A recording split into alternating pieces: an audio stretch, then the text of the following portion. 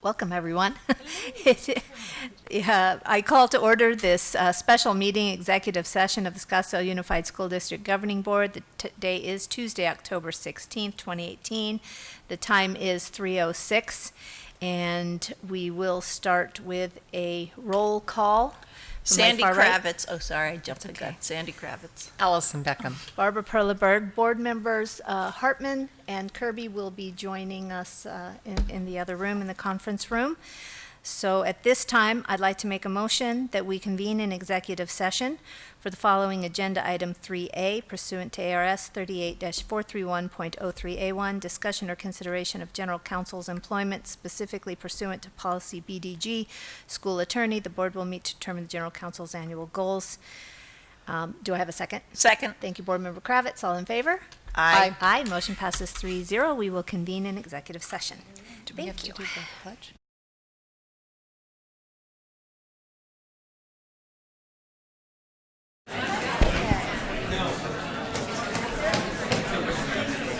Good evening, everyone. First, a little bit of housekeeping. We have reconvened in our special meeting from earlier, our executive session. So at this time, I'd like to make a motion that we adjourn our special meeting to be followed directly by our regular meeting. Do I have a second?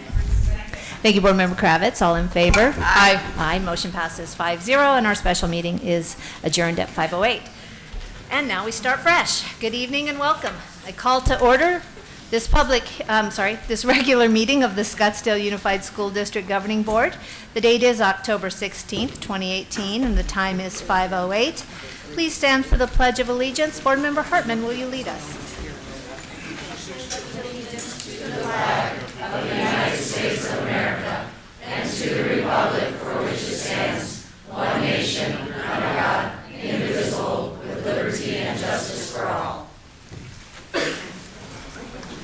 Thank you. We'll have a roll call starting from my far right. Sandy Kravitz. Allison Beckham. Pam Kirby. Barbara Perleberg. All board members are present. We do have a quorum. Our first agenda item, approval of the agenda. We have been notice of two changes in the agenda, 24 hours before this meeting. Are there any additional requests to amend the agenda? Looking for light? No? Looks like that. So do I have a motion to approve the agenda as amended? Thank you, Board Member Kirby.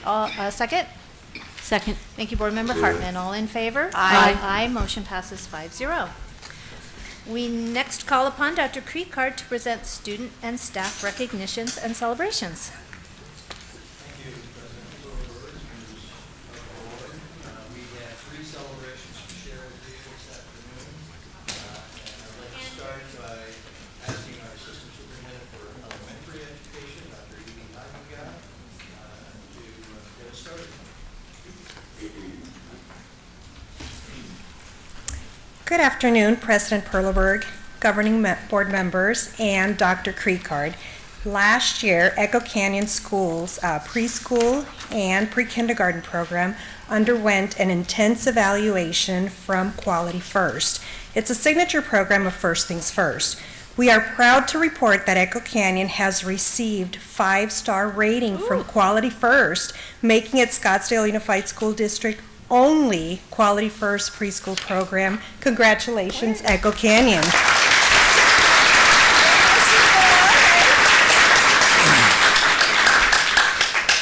I would like to invite Echo Canyon School Principal Kat Hughes to the podium, along with pre-kindergarten teacher Marin Velarde and assistant Kellen Velarde and Elisa Gonzalez. Ms. Hughes will share with you the details regarding this achievement. Good evening. Research shows that 90% of a child's brain develops before kindergarten, and that's just one reason why the Quality First program matters. First Things First organization partners with child care and preschool providers statewide to improve the quality of early learning across Arizona to all children so that all Arizona children arrive at kindergarten healthy and ready to succeed. Quality First is a signature program of First Things First, offering parents information about the importance of quality early care and education and what to look for in child care and preschool settings that promote early learning. More than 1,000 child care centers, homes, and preschool programs in communities across Arizona participate in Arizona's Quality First. All of these programs are licensed and regulated, but participating in Quality First is voluntary. These programs are committed to going above and beyond regulatory requirements to help infants, toddlers, and preschoolers in their care be ready for success in school.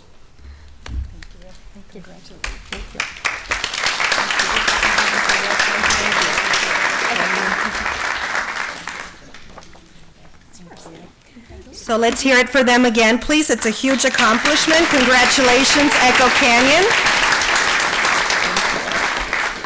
And now I'd like to turn it over the podium to SUSD Athletic Director Nathan Slater so that he can continue the celebrations. Thank you.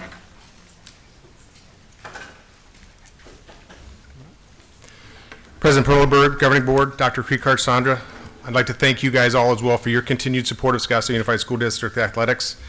Athletics is a large operation that cannot provide the opportunities that we give to students without some unsung heroes, and we're here tonight to celebrate 3 of those unsung heroes in the grounds department. And we'd like to thank Dennis Rayler, Director of Facilities, and of course Greg Skelton, who's the head of grounds, who provide us with a lot of things to make sure that our grounds are playable for our kids. Our first recipient is from Coronado, Victor Cassisi. He couldn't be here, but he is the groundskeeper of the field at Coronado. And his field for baseball won the 4A Conference Black Canyon Region Field of the Year, which is a great honor for all of his hard work to make sure that that field is in good shape. Also here today is Mark Boissard from Desert Mountain. This is the 2nd year in a row that the 6A Conference Desert Valley Region gave Desert Mountain the Region Field of the Year with his leadership. And if you've ever seen the football field at Desert Mountain, which is our last grass field, it's immaculate and beautiful. So thank you, Mark, very much for all your hard work.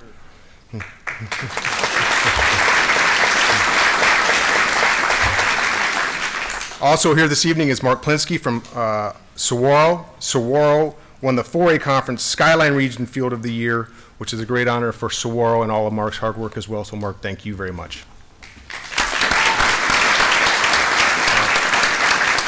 Here's Greg Skelton.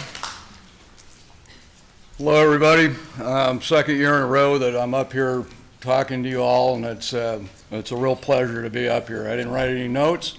I like to kind of wing it, and that's what we kind of do in grounds nowadays. Working with these guys has really been a pleasure. Last year we won for Arcadia and Chaparral. Desert Mountain again winning really says a lot about Mark and the care that he takes care of those fields out there. This year with Mark Plinsky and Vincent Cassisi winning, I kind of got a competition going with all these guys now. So we're going to see what happens and what shakes out for next year. But thank you guys. I'd like to present to you these right here, the AIA award for each one of your schools. Thank you. Really appreciate everything. Thank you. Thank you again to our entire grounds crew, and thank you all again for your support of athletics. Go SUSD. And then one more thing. Thanks, Nathan. Dennis.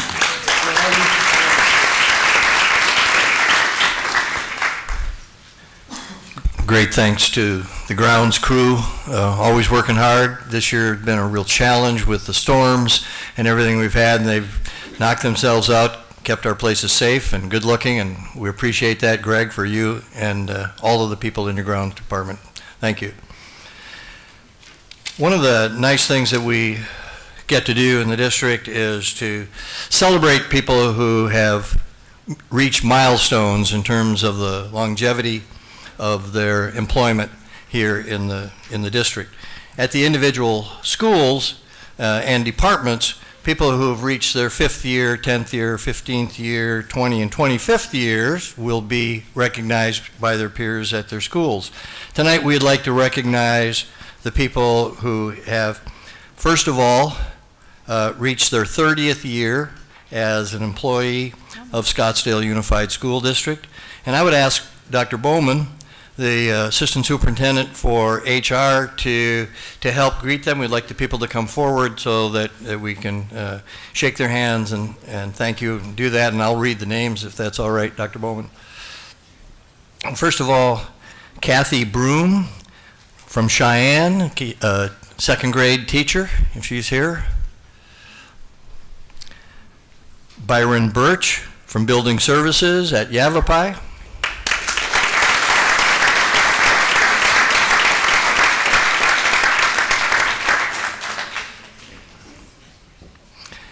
Deborah Burkett, who is now a current sub, but in recent years was at Tavan Elementary School. David Collins, District Office Transportation Operations Supervisor. Bonnie Gersh, a special ed teacher. Jackie Jewett from Human Resources.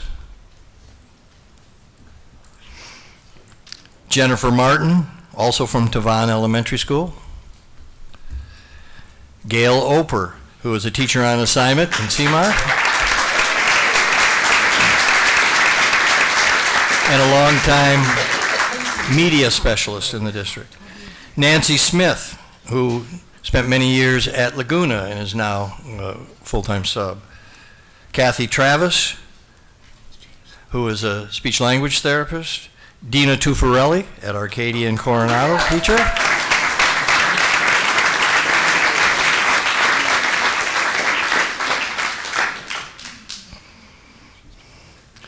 And Stacy York from Cheyenne, first grade teacher. Those people who have reached their 35th year in the district, Barbara Collins, who is at Ingleside and the middle school athletic coordinator. I told the crowd the other day that I had hired Barbara as a teacher at Ingleside. She was waiting tables at the backstage. Christy Hilliker, who's 35 years at Sequoia. And Dennis Jones, 35 years from Redfield Elementary School, Building Services. And then, this is really outstanding, Carmen Went from Saguaro has reached her 40th year in the district of employment. Congratulations, Carmen.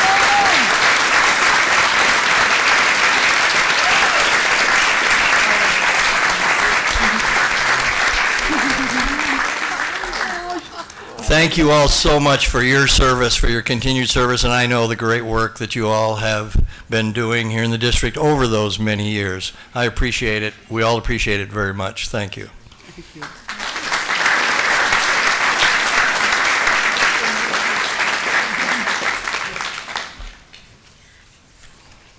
All right, just to be clear, was that your superintendent's comments, or do you still have more to say? I still have more to say. All right, so we move on to our next agenda item, superintendent's comments. Thank you. I did not want to jump ahead. First of all, I think it's important for people to know that the extra day of fall break was a full day of professional development in the district for the teachers. Half of that day, split morning in half of the district and afternoon in the other half of the district, was hearing a very knowledgeable, informational speaker on family engagement, an area of a teacher's life especially that sometimes takes a back seat to the other things that have to happen on a day-to-day basis. But to be able to engage the families in their partnership in raising the child and educating the child is such an important aspect. I've had several emails from teachers who said the day was very worthwhile relative to what they're doing, very relevant to what they are doing on a daily basis, and they did take away ideas that can help change their classroom by involving the parents on a regular basis. There was a special note from the speaker to engage the parents of the students who are not always engaged, to reach out, and it's limitless of what can be done in the end by involving the parents and the families in the education of their young people. The other half of the day at both places was teachers meeting in what we call vertical articulation. That is, teachers meeting with the teachers of the students that they send them to, so the grades after them and some with the grades before them, to make sure that the curriculum and the methodologies, instructional methods are consistent, and so that we have no loss of time when the students go from one grade level to the next, or even from an elementary school to middle school to high school. That's one of our efforts this year in bringing about more consistency in academic rigor across the district. And so that was a day well spent. And then the Friday before fall break, the State of Education released the 2017-2018 school letter grades, the A through F accountability system, which is based on the AZ merit scores and other criteria. And we're very proud that Scottsdale Unified District has 89% of its schools receiving either an A or B letter grade. The 5 schools in particular that moved up, I think deserve some recognition. Arcadia High School went from a C to a B.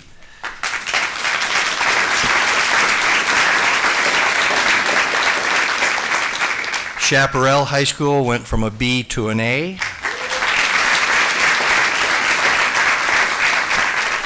Desert Mountain High School went from a B to an A. Saguaro High School improved its letter grade from a B to an A.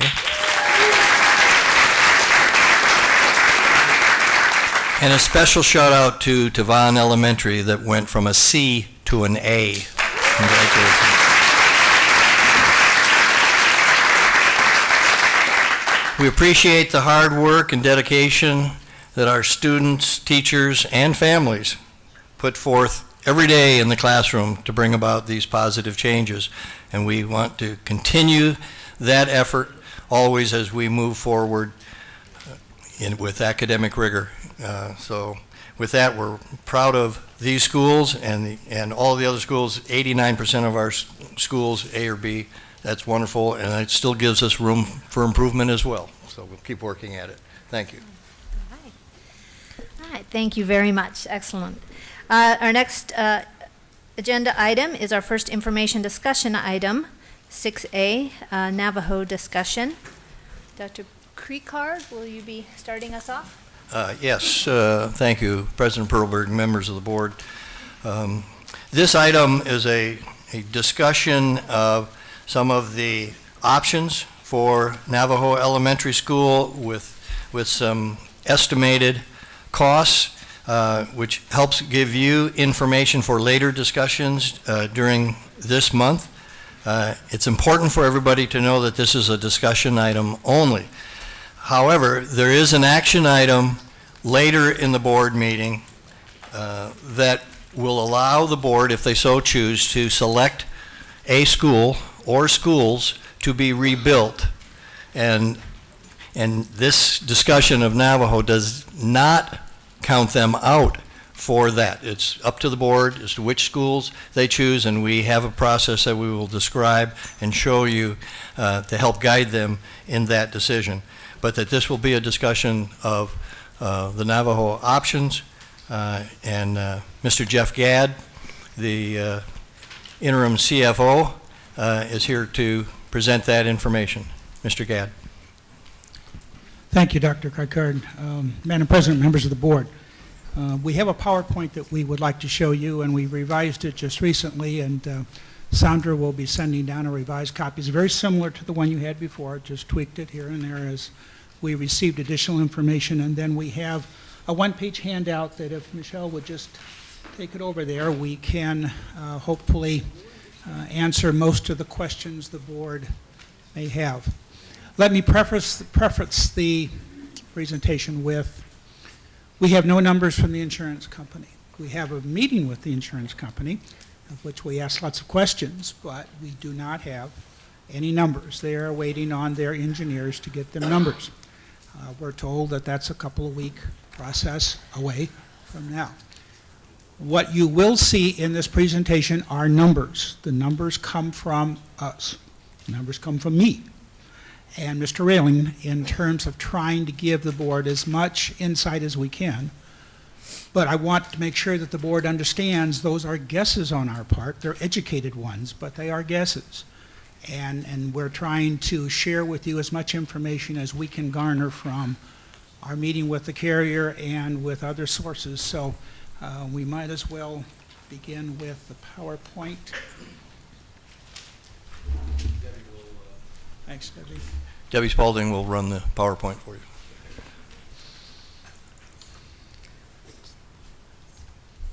Sorry.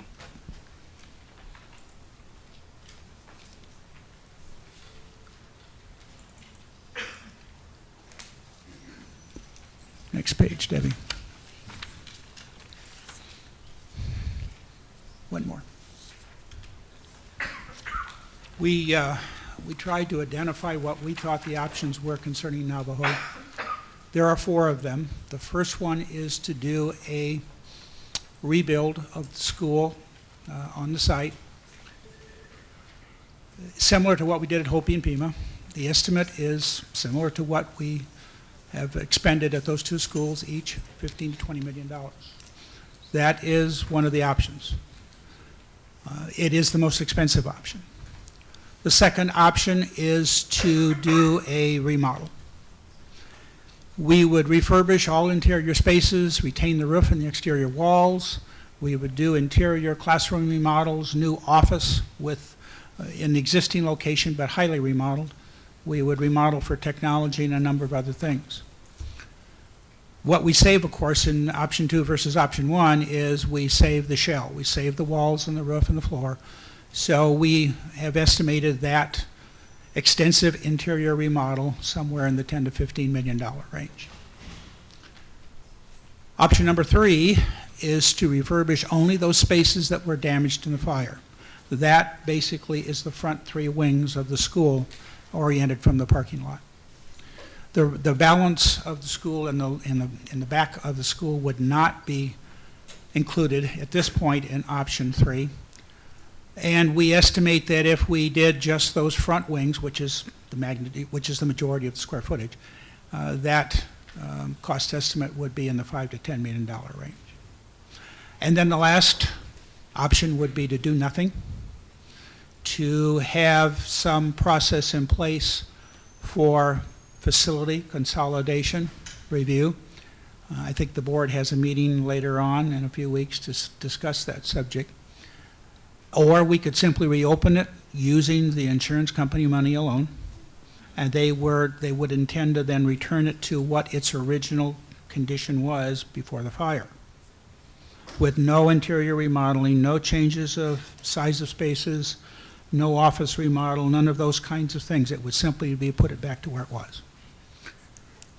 So that is an option. That would not have, ostensibly on the front end, it would not have any cost to the district. I read the assumptions so that you can better understand why this is so qualified. The options that you see here and the prices that you see here are not net of insurance. In other words, these are the total amounts that we would spend between any effort the district would make from its own resources and that which is provided by the insurance carrier.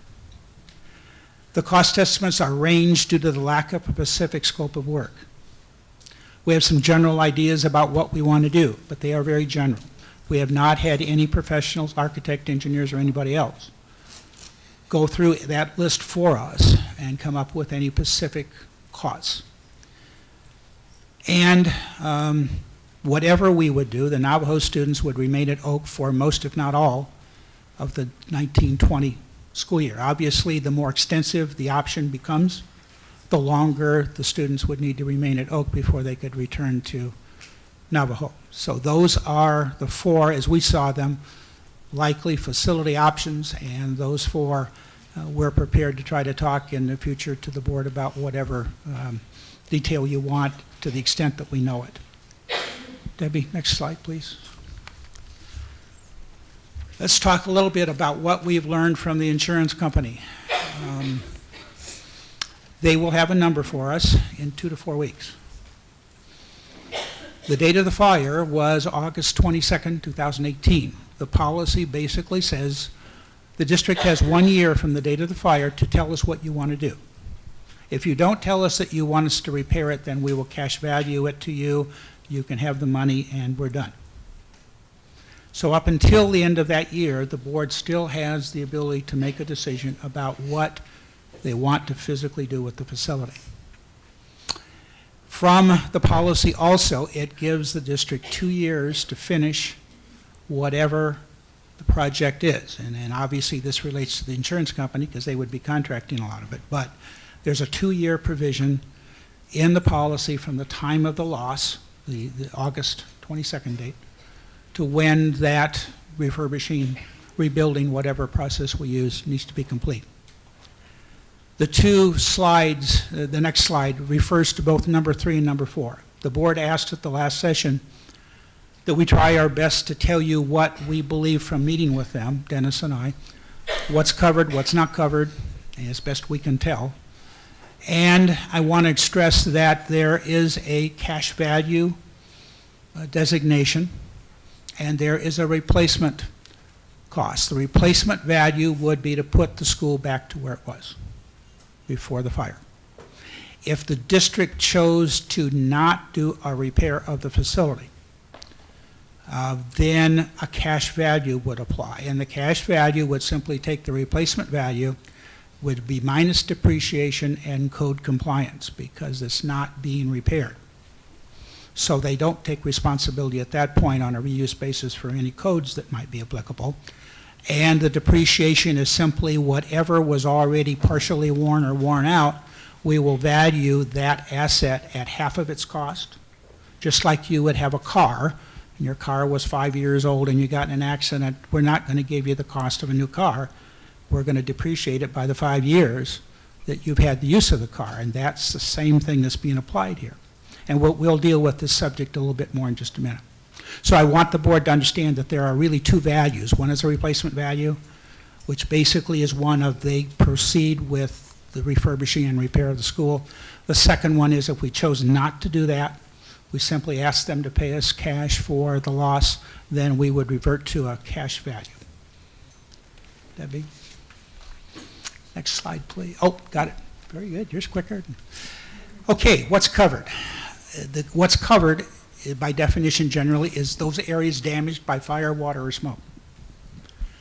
That means surfaces, cabinetry, furniture, carpeting, anything that would generally be exposed and would have had damage from fire or water. A lot of this damage is smoke, and the smoke carrying asbestos particles. So the surface that those asbestos particles find would be the subject then of a replacement or a cleaning. I want to emphasize the word cleaning. They use that a lot.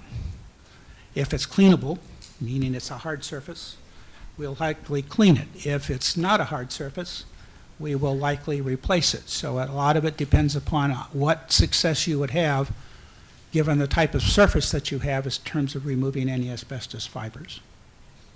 Records that were in the spaces, office, classrooms, etc., we would do our best to have reproduction costs, whatever we could do to help you get records back in place that were there prior to the fire damaging them. Code upgrades. That is covered if you choose repair. We will need to get permitted by the city of Scottsdale, and that, whatever those codes require, is what we will include in the repair costs, including a potential sprinkler system. That's a fairly expensive item that has come up in the course of discussion a couple of times, and the city is not, we couldn't ascertain that the city has taken a position one way or another regarding whether that school needs to be sprinkled or not. And then any system replacements, which be electrical, HVAC, especially air conditioning, that if they were damaged or contaminated in the process of this fire and the smoke, then we will generally cover those. So in other words, if ductwork was affected by asbestos fibers entering the ductwork, we will replace the ductwork. But again, they emphasize that if it's a hard surface, if the insulation is on the outside of the ductwork, we'll replace the insulation, not the ductwork. If the insulation's on the inside of the ductwork, we'll replace the whole thing. The reason, of course, is if I have a hard surface I can clean and get rid of the asbestos fibers, then there's no reason for me to replace it. So it kind of depends a lot on the type of construction that is applicable to those subjects. If you think of what's covered, think about just generally putting back where it was. We intend to turn back to you a school that's usable just as it was before the fire. We will try to abate asbestos. We will abate asbestos, try to clean the surfaces and replace those things that appear to be most likely replaceable rather than cleaning. What's not covered? Wear and tear. In other words, if we can clean it, we don't intend to replace it. Deductible, there's a $10,000 deductible vis-a-vis the policy. Pre-existing conditions, if something was broken before the fire, we don't intend to put that back to where it was. That's your issue, not ours, because it wasn't caused by the fire. And rodent infestations is another policy provision that the insurance does not cover. So, this is a possible recommendation for the board to consider. The plan that you see here in items 2, 3, and 4 have been agreed to by the trust. Not the dollar amounts, but generally the plan in terms of what the action steps would be. Number one, if we were to repair and refurbish at the same time the interior spaces in the school and those front wings, they would be willing to put out a package, which they would do anyway, for repairs on a hard bid basis. They would also be willing in that package to include a package B, which would be whatever scope of work we want additionally done inside the school to make it more functional in terms of technology or whatever the subject might be. Back from the general contractors who would bid this package would be a dollar amount for package A, a dollar amount for package B. The package A then would be funded by the trust. Package B would be funded by the district and using bond funds.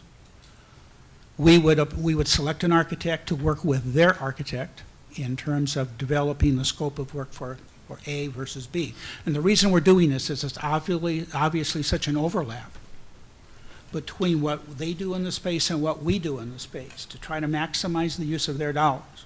No sense us undoing or redoing something that they had already provided for. So this is basically a discovery process of what specifically your package contains, and if we want to add to it, we want more electrical outlets, we want this, we want that, then that scope falls in package B.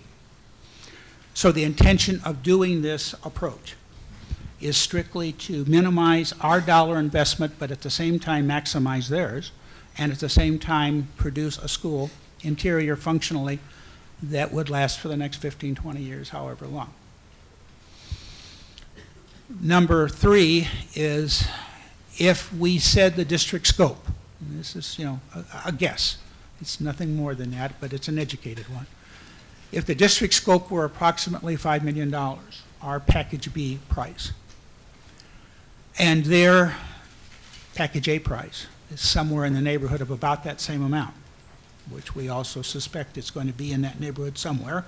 Again, don't know if it's 5, don't know if it's 7, but if we used 5, we would have then a combined effort of $10 million to share the price of refurbishing the school to the extent and standard that the district wants it to be for use for a long period of time.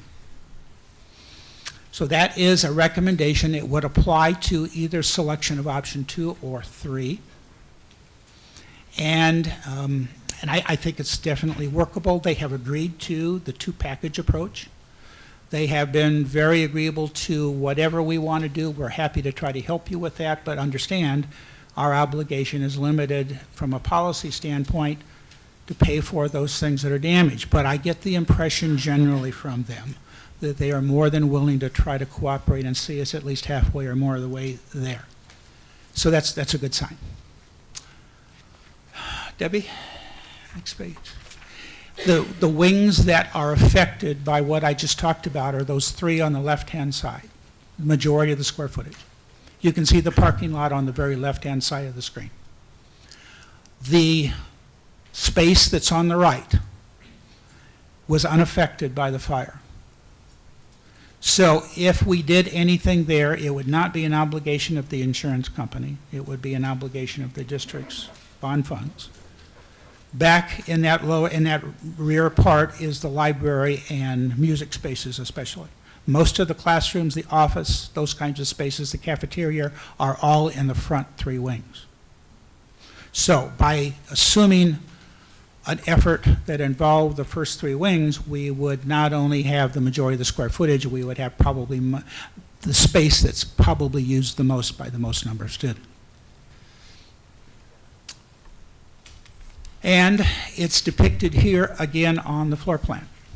The left side being the space that they have acknowledged has been damaged in some way by the fire, and then that space toward the back of the school that has been labeled no damage because the fire did not extend there. So as you can see, there's a number of classrooms, I'm sure sufficient to deal with the size of the population pretty much that's there now. Cafeteria and that remodel on the office would be extensive. It would be adding a lot of square footage and security and all of those things that now go with the need for office space and its function. In today's society, we would be able to create most of that with bond money, but they still have that insurance obligation to do some work in there for remediation. We would couple that effort with our funds in which to come out with a space that you would expect to see in a relatively new school, if not a new school, relative to the office space. So that's one of our major concentrations. I think, Debbie, that might be it. I did hand out to you a single page that has some additional information on it that is not in the PowerPoint, and I'll just mention those as we go down. We don't have a dollar amount and won't have for another month or so. We do have the 1 year, 2 year that I mentioned in the PowerPoint about deciding what to do. I've reviewed for you what's covered, what's not covered, cash value, and that's one where I need to stop at. The cash value, and I'm speculating here, but I think I'm in the ballpark somewhere. If we would take the replacement value that they would assign to repairing the school, and we told them we wanted to cash out, we did not want the repair to be completed. I have the feeling that we're subtracting 35 to 40% of the total amount that they're willing to spend for repair because of depreciation, code compliance, et cetera, and that's an educated guess. So if we chose not to repair and simply said, just give me a check and I'm gone, then I think the 5 million, if that's somewhat of a reasonable estimate on doing the repair work, shrinks down to 3.5 million, and we will have foregone the difference because we chose not to repair. We chose to simply take the cash and go. Some major assumptions in, if option 2 is selected, some major assumption is that the insurance repair amount is somewhere in the $5 million range. I don't know that. They did not release a specific number. Again, it's simply, I would speculate what I thought it would be and look to them as to whether they nodded their head yes or no. That's about the farthest I could get with them committing to anything. And so when I got enough head nodding yes, I kind of put that then to paper and came up with these numbers. Bid, I've talked about the bid A and B, and then if we were to look at a district scope, and I just jotted some things down that came to mind. The office remodel in 3A, I would think would be a high priority. Upgrade classroom finishes, ceiling, carpet, walls, electrical is included in there, things that we want to make those classrooms look just like the day that they were constructed if it were a new school. STEAM program, that is something that I've heard is potentially a program there. We would make sure that whatever remodeling we did, there would be provision for us to incorporate that program. Selected building systems, if some of the HVAC is not being changed out or we want more energy efficiency, with the replacement AC units. We want to do something maybe to make the window areas, which, as you know, there are a lot of them, more energy efficient, maybe with dual pane instead of single pane.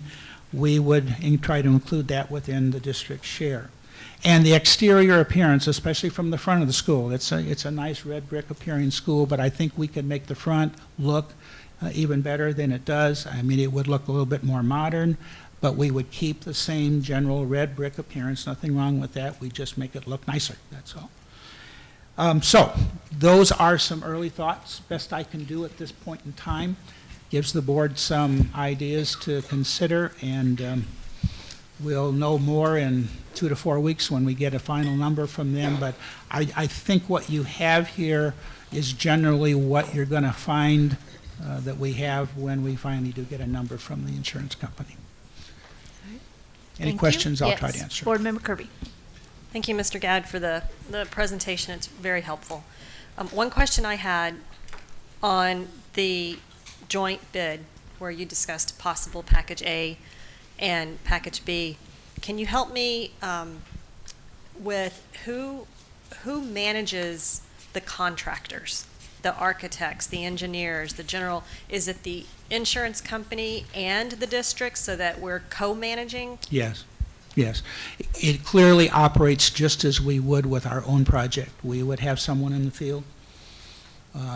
Our bond manager, somebody would be there a lot to manage the scope of work that we're agreed to in Package B.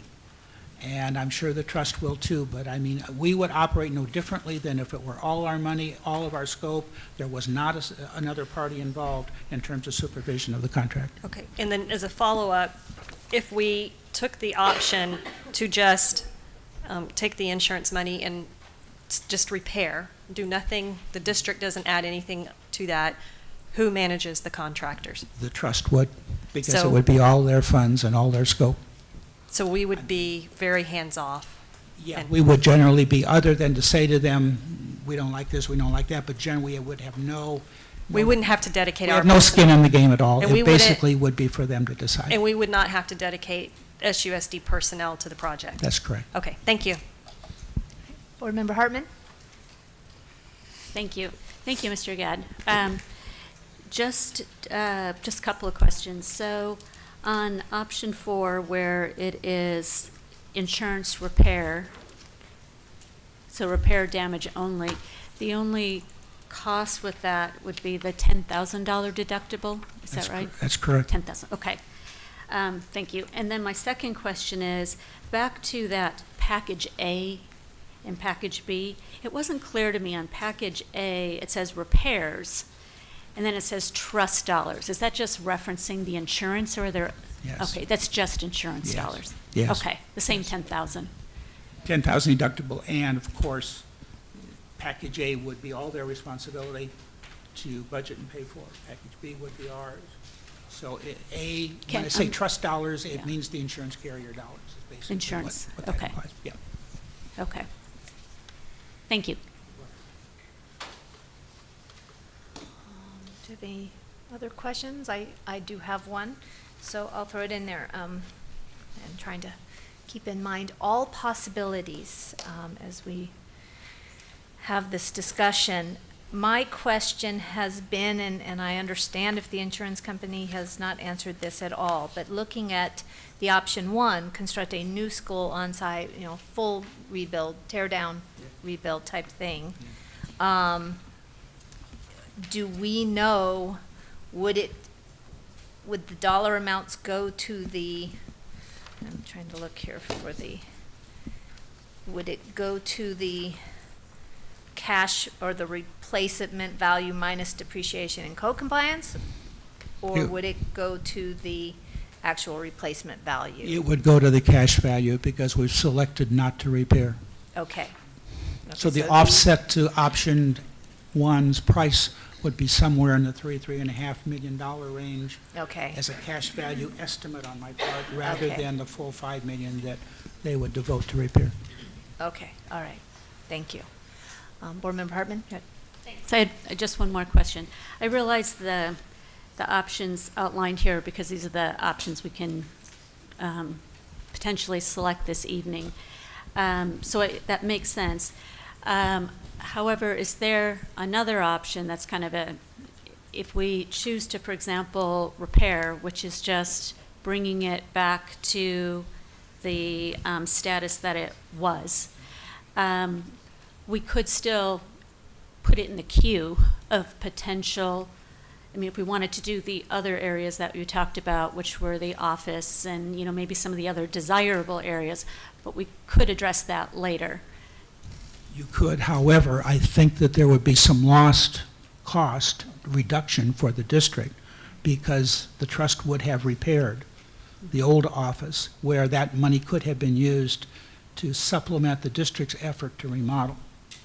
So we would be undoing, at that point, all of their repair work within the office because we envision the scope of that to be a complete gut and remodel. So whatever they did, new carpet, new ceiling, whatever, that likely is going to get sacrificed if the district came back and used its own funds. Okay. So just a clarifying question then. Because we're self-insured, is that what you're saying? Because we're self-insured, the trust, or does this come from insurance or does it come from the trust? It comes from the insurance. This is the insurance company. Okay. So then we're still only out the same $10,000 of deductible. That's correct. And where the loss would be in that scenario you just mentioned would be to redo what they had already done some work with. But you're right, it's the $10,000 deductible plus whatever the cost to the district would have to come back in then to the office and redo that space. Right, but we're not losing any cost from the repair because insurance covers that, and it's just the $10,000. We are losing, though, Obviously don't want to because our investment in the office will be greater because we haven't got a partner to share that remodel cost with. So it's an opportunity cost, I guess, that we would lose in that particular. But it's not a scenario. dollar cost. That's right. Yeah. I mean, it's I mean, not that's an what we're talking immediate about dollar is cost. It would occur dollars, later whenever the district got around to wanting to do something in there. Yep. Okay, thanks. Board Member Kirby? Thank you. So, staying on this slide on the cost assumptions, or the assumptions, the very last one, which addresses the timing, it's very clear to me that options 1, 2, or 3 would take us well into the 1920 school year. But just a repair only, can you handicap that at all about if this community with just a repair could start back in school in August of 19 at their old campus? I can't tell you that can occur. Not without the trust in their engineers talking to me specifically about the time frame that connected with the repairs. And it would not be under our control because they're managing the contractors, the That's bids, correct. and all of that. We That's can't correct. influence the speed at all. And I think it would be safe to say by Christmas maybe of next school year. Not this year, but next school year. I think that's highly likely. But to talk about August, I think that's fairly optimistic. Okay, thank you. Board Member Beckham? I thought I understood a part of this until it was brought up.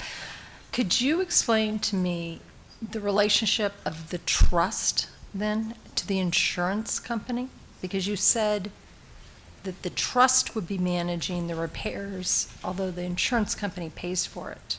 The insurance company and the trust are one and the same. It's Arizona Risk Retention Trust. So when I do use the term, it's not self-insured, it is their name. It's part Okay, of so their the name. difference is that when it was mentioned and excuse me because I don't have a voice, when it was self-insured, that was the difference, and that's what It's confused not me. It's self-insured. not. It's just that the trust is the insurance company. Those we can Correct. use interchangeably. Okay, thank you.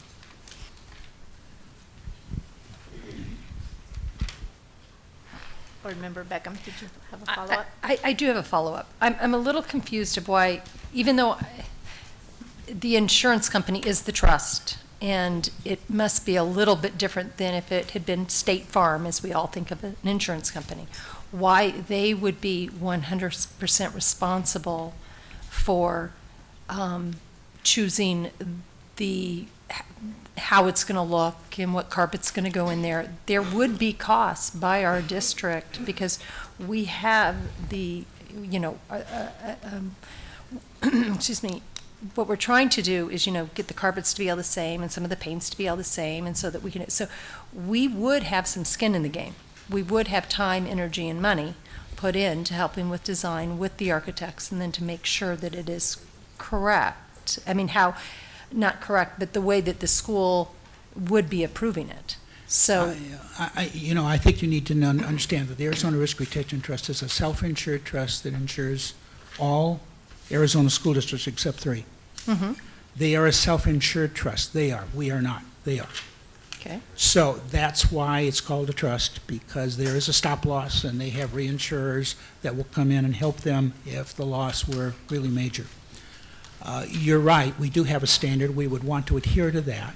Mm-hmm. I can't tell you that they won't do some of that voluntarily, because I think they will. I mean, they want to have the district, because that's all they insure is districts and charter schools. They want us to go away from the process feeling that we got a fair treatment. So I think that they would if we said we wanted a certain standard of carpet, and unless that's just astronomical in terms of cost, I think they would try to accommodate that. But I can't guarantee in all cases they would, so some of it may be a case where we would need to talk to the board about, do you want to put in, it's a relatively small amount compared to what we're talking about here, to make sure that those standards are adhered to. But I have a feeling it's probably not a lot. They will generally do what they would do to satisfy a district standard that they've been used to satisfying across the state before. And they would have control over the design also?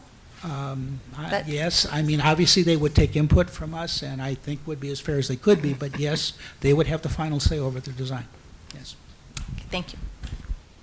Board Member Kirby? So what design would there be? Because it's just replacing Yeah, it back yeah. to what there is no. Yeah, the design would be the office, I suppose. I mean, you'd put it back to where it was, I mean, where it is now, I suppose, in terms of size. But it would be ductwork if they're replacing ductwork. Is it inside the room? Is it outside the room? Things like that. What do the wall surfaces look like if I have to pull the wall surfaces off because there's insulation behind the sheetrock that's been contaminated by asbestos?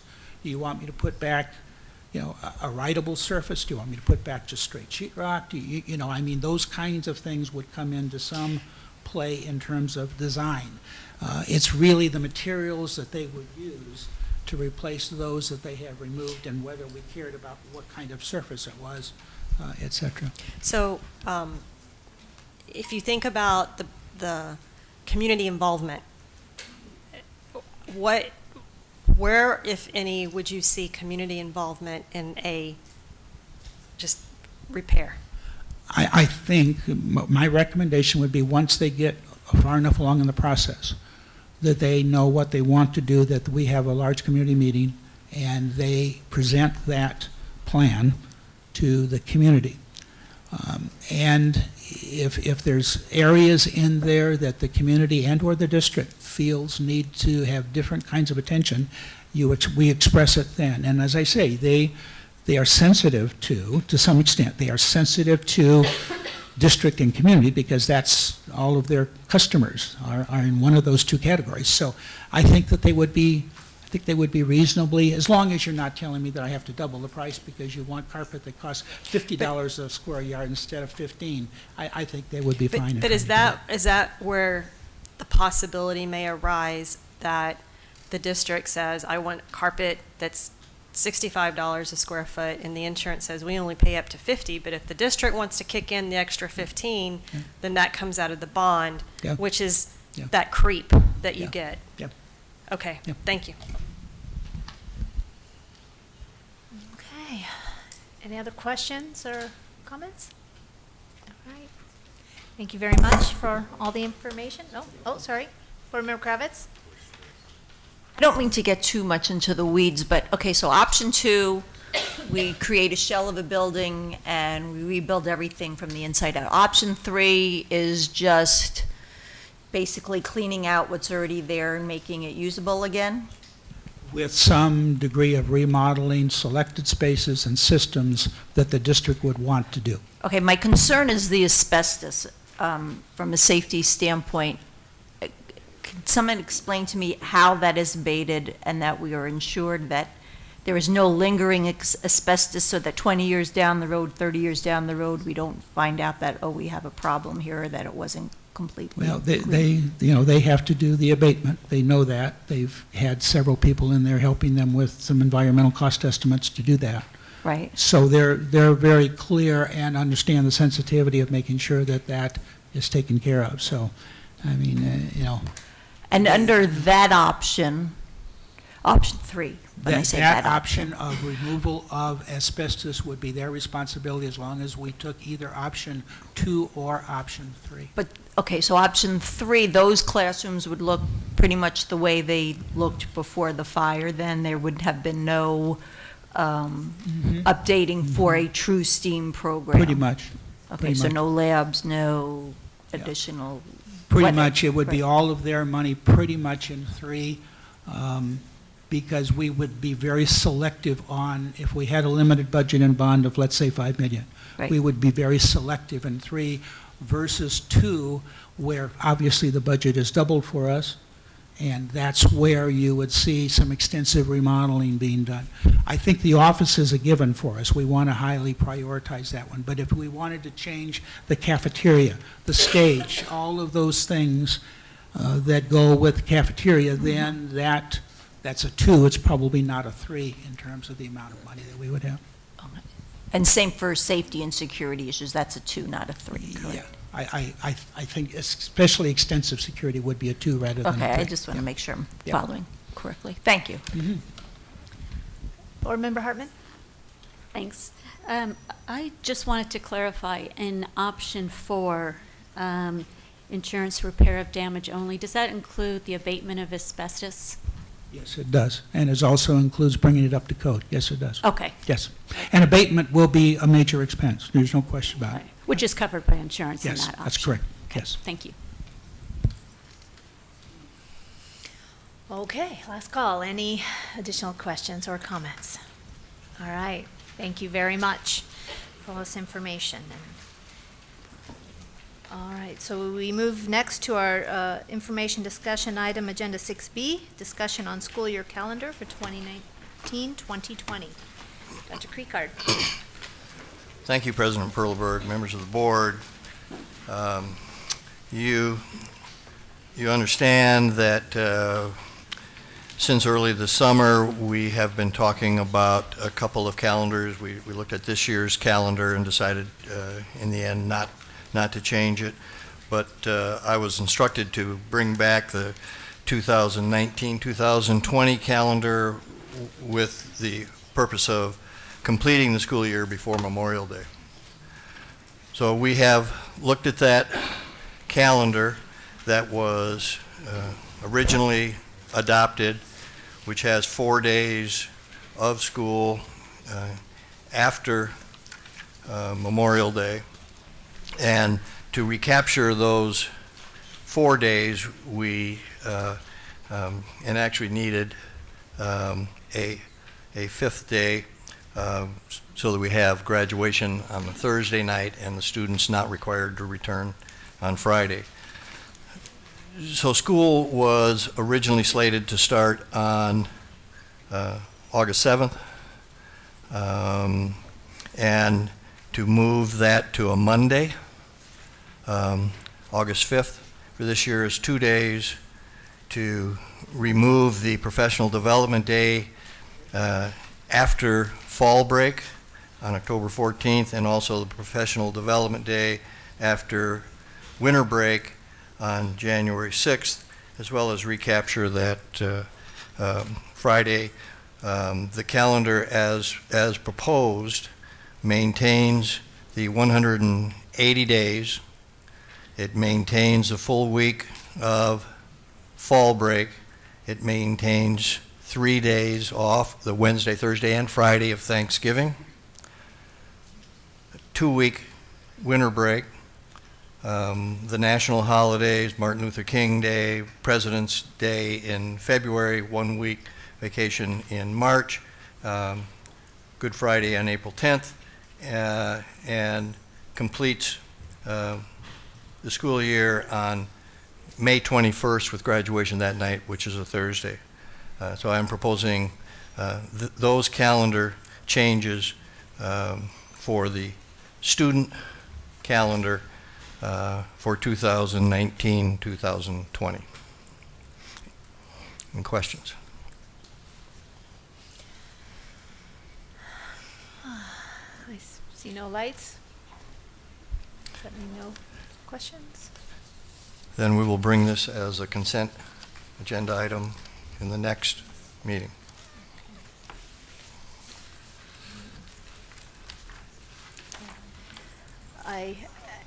Okay. I was trying to figure out if I want to make a statement too, but go ahead. Board Member Beckham. I shouldn't be talking, but, excuse me. Could you explain, you've reviewed this with, I assume, principals or what community, employees or teachers, or who did you talk to kind of go over this? Was it cabinet? Was it you? Went over from this. input? Yes, went over this with cabinet, had no formal input, but many emails from parents and teachers. Have talked to some principals about the purpose of finishing this before Memorial Day. People were, in fact, people were in favor of that. It was not a formal process. I did have an email today from a parent who couldn't be at the meeting, but expressed her needs, her desires to start school on a Monday, not have the professional development days, and finish school on Memorial Day, and I was able to assure her that that's what was being proposed.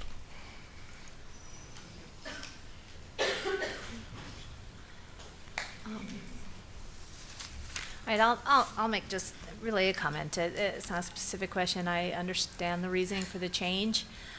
I just wanted to acknowledge the reasons that originally drove the calendar. And that was a recognition by this board and administration that full-day professional development commitments kind of made throughout the year were beneficial to academic excellence and to our staff, and that's the intent behind building that calendar.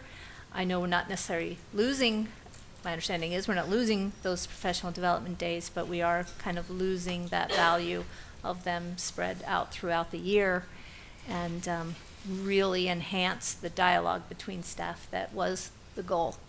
So I guess I just want to acknowledge that if and when the district calendar is tackled by a committee ever again, I'm sure it will be, but I just would love administration to hold on to that goal and that intent, because I think we all agreed that it was a good one at the time. So.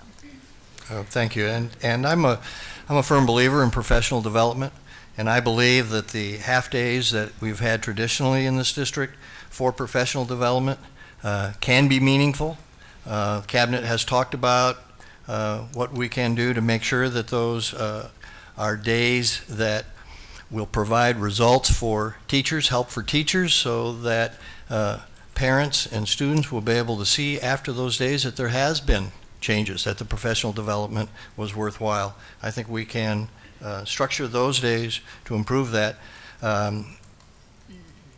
Relating to the second part of your statement, the calendar for 2020, 2021 was one that you had approved in the original packet. That does not have those days, and that has school starting, because Memorial Day is at the end, the 31st of May of 2021. We can start school on August 10th and still get out before Memorial Day. But that calendar does not need, in my estimation, a change, because it has those requirements. And then, as what has been done in the past, a calendar committee following certain prescriptions from the board and from the community, and usually consists of community members on that committee, will then construct the calendar for the next 2 or 3 years and bring them at that point to the board. Thank you very much. Okay, so if there's, Board Member Kirby, I guess we're Thank you. open the can of worms here, sorry. Well, I have 2 questions. The first one is with respect to the half-days, and I appreciate your comments, Dr. Creekgard, about making those meaningful for the teachers. Can you remind me at the high school level, what does a half-day look like from how many periods do they have in that half-day, and how long are each of those periods? I'm going to refer that to Dr. Sackos, the Assistant Superintendent for Secondary Ed, who has been more directly involved with those days in the last couple of years than I have been. Board Member Kirby?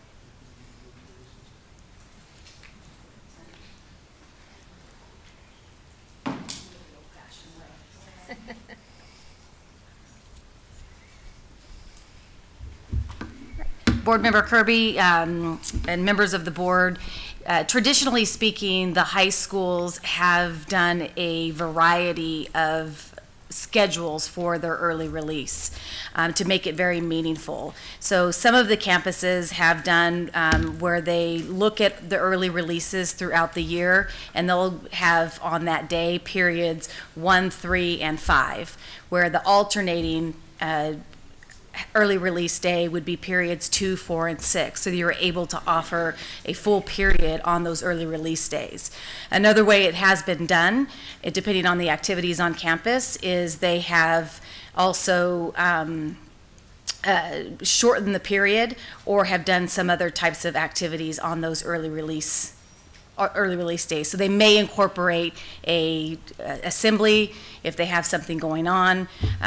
So they have done a variety of things depending on the campus. So can I make a request before this comes back on consent? Can you just have the high schools summarize what they did do in the past school year for the early release days and share that with the board before this comes back? Sure. You want the schedule and you want the actual PD activities? Not the PD.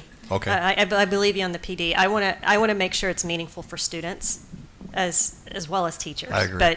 And then the second question I had is, for the last 2 days in May for PD, will we have AZ merit results by that time? No, I doubt it. I doubt it. Then what would you envision happens in PD? How is that time spent? This year, when the teachers had to come back because of the lost time from the walkout, there was extensive work, continuing work that had been begun in professional learning communities that the school participated in, the teachers participated in. And so that gave them extended time to work together and to be able to structure that time so that it's meaningful before they left for the summer, which still was then reinforced when they came back, and rather than reteach it new, they were able to reinforce because it was extensive time.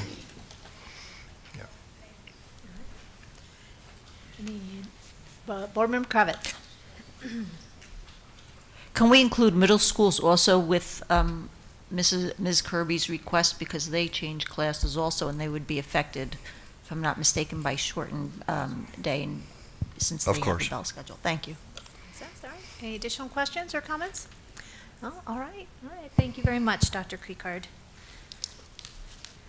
We'll move on to our next information discussion item, 6C, Fiscal Year 2018-19 Financial Report.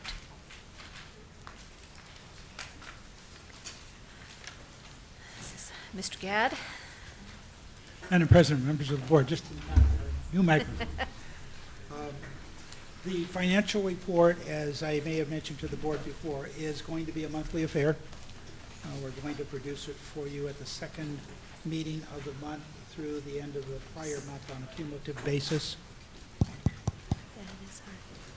The first page, is that better? The first page of the financial report are the budget control funds. You remember we talked about that with the annual financial report. These funds function off of an adopted budget that's been determined by others or through a formula. And you can see by tracking across how much has been expended, encumbered, uncommitted, and how much, we're about 30% expended through the end of August.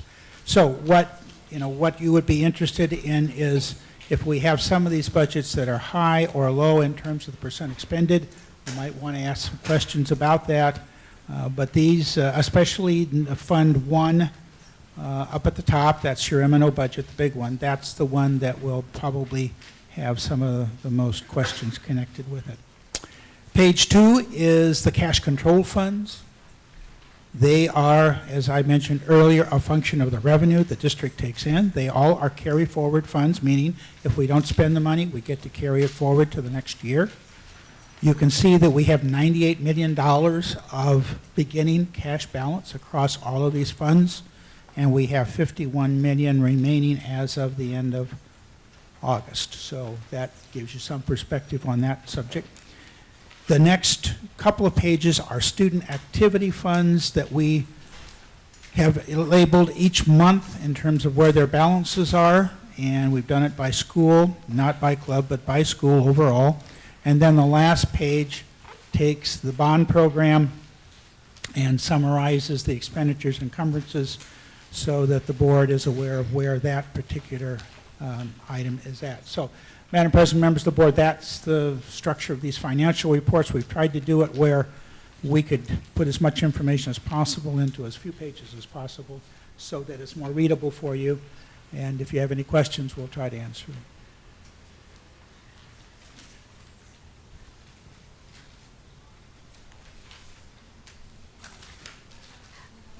I'll call on myself since President Perleberg isn't here. Mr. Gadd, can you remind me, so back to the controlled and cash controlled funds, how does that reconcile? We talked about this in work study, and you had a really good overview of this already during that session. But how do these balances reconcile to that $9.7 million? Remember, it was a coincidental $9.7 million in controlled and cash funds. How do I incorporate that into the first two documents? Okay. You may remember Thank you, Board Member Hartman. That $9.7 million would be applicable to Fund 1, the first line that you have under budget controlled. And at this point, we have an uncommitted balance of $39 million.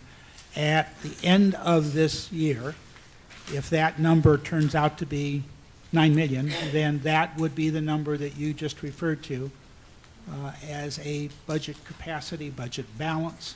The thing you have to remember, there's two terms. One is budget balance, one is cash balance. Budget balance refers to these budget control funds.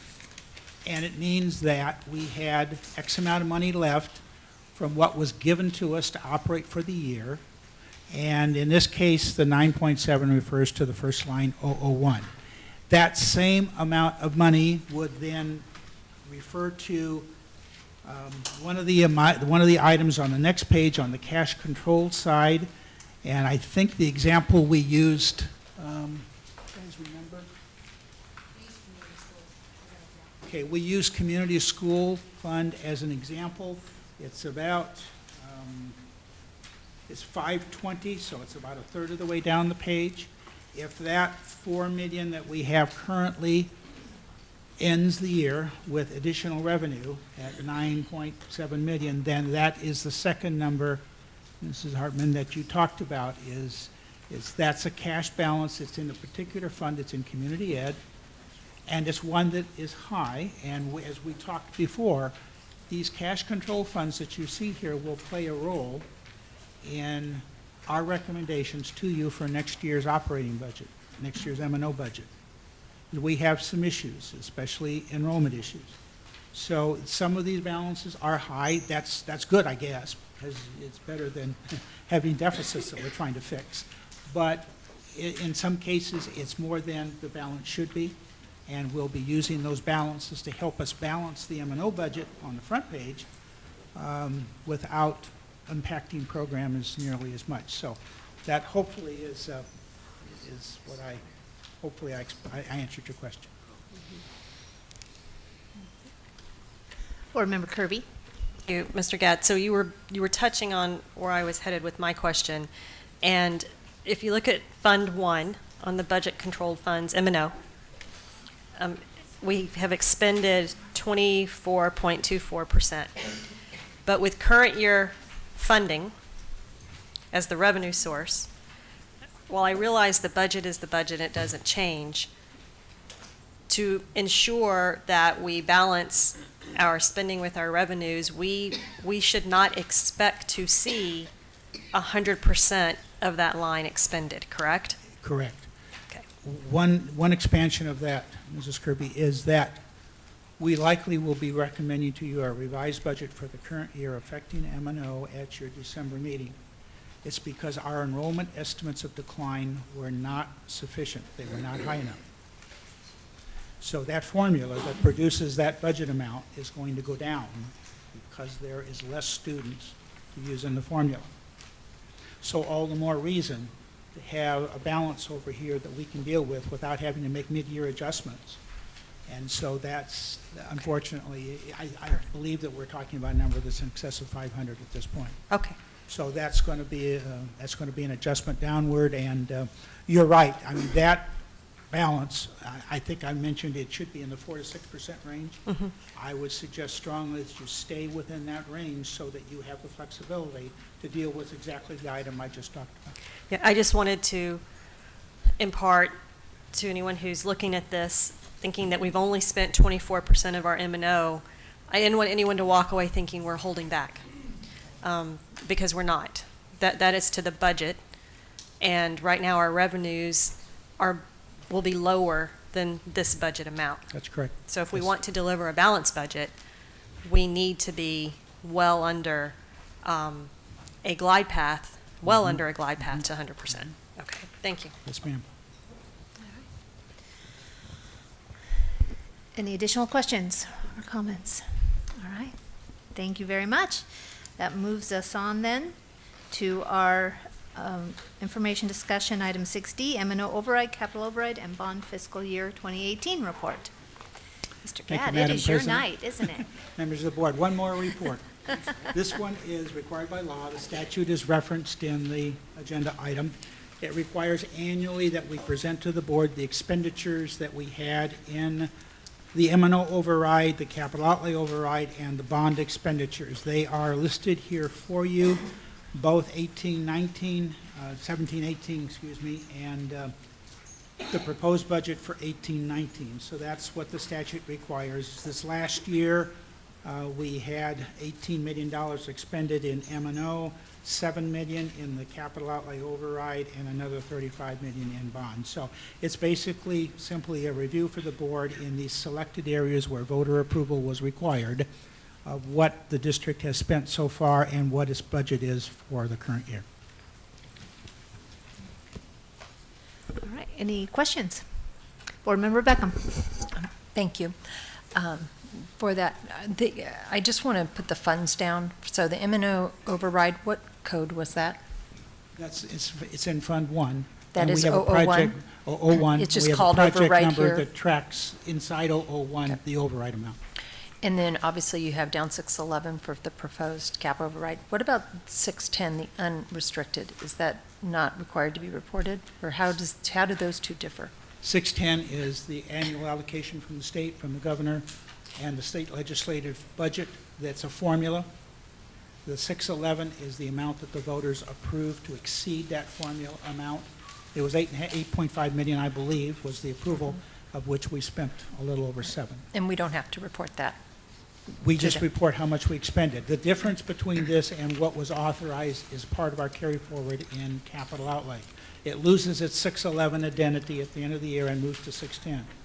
So if you go back to the budget control fund on that first page, you'll See, that was one of my questions, but I'm just going to ask you this all later. Okay, and then 630 for the proposed Yes, bond. correct.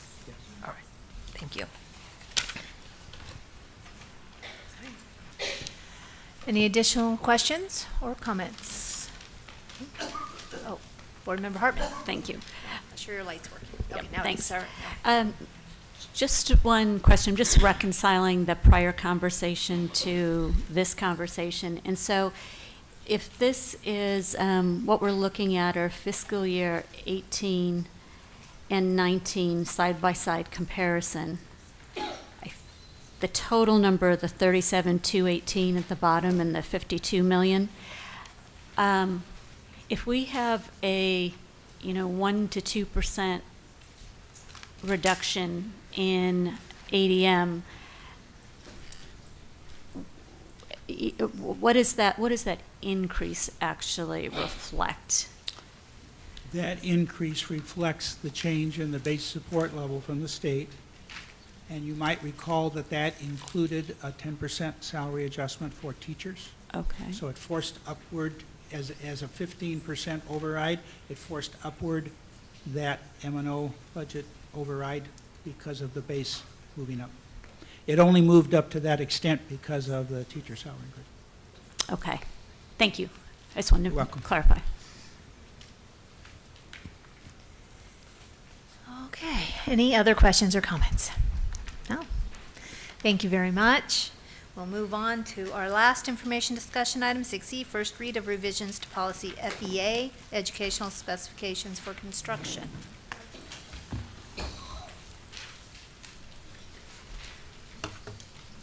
This one here, right here. Oh, thanks.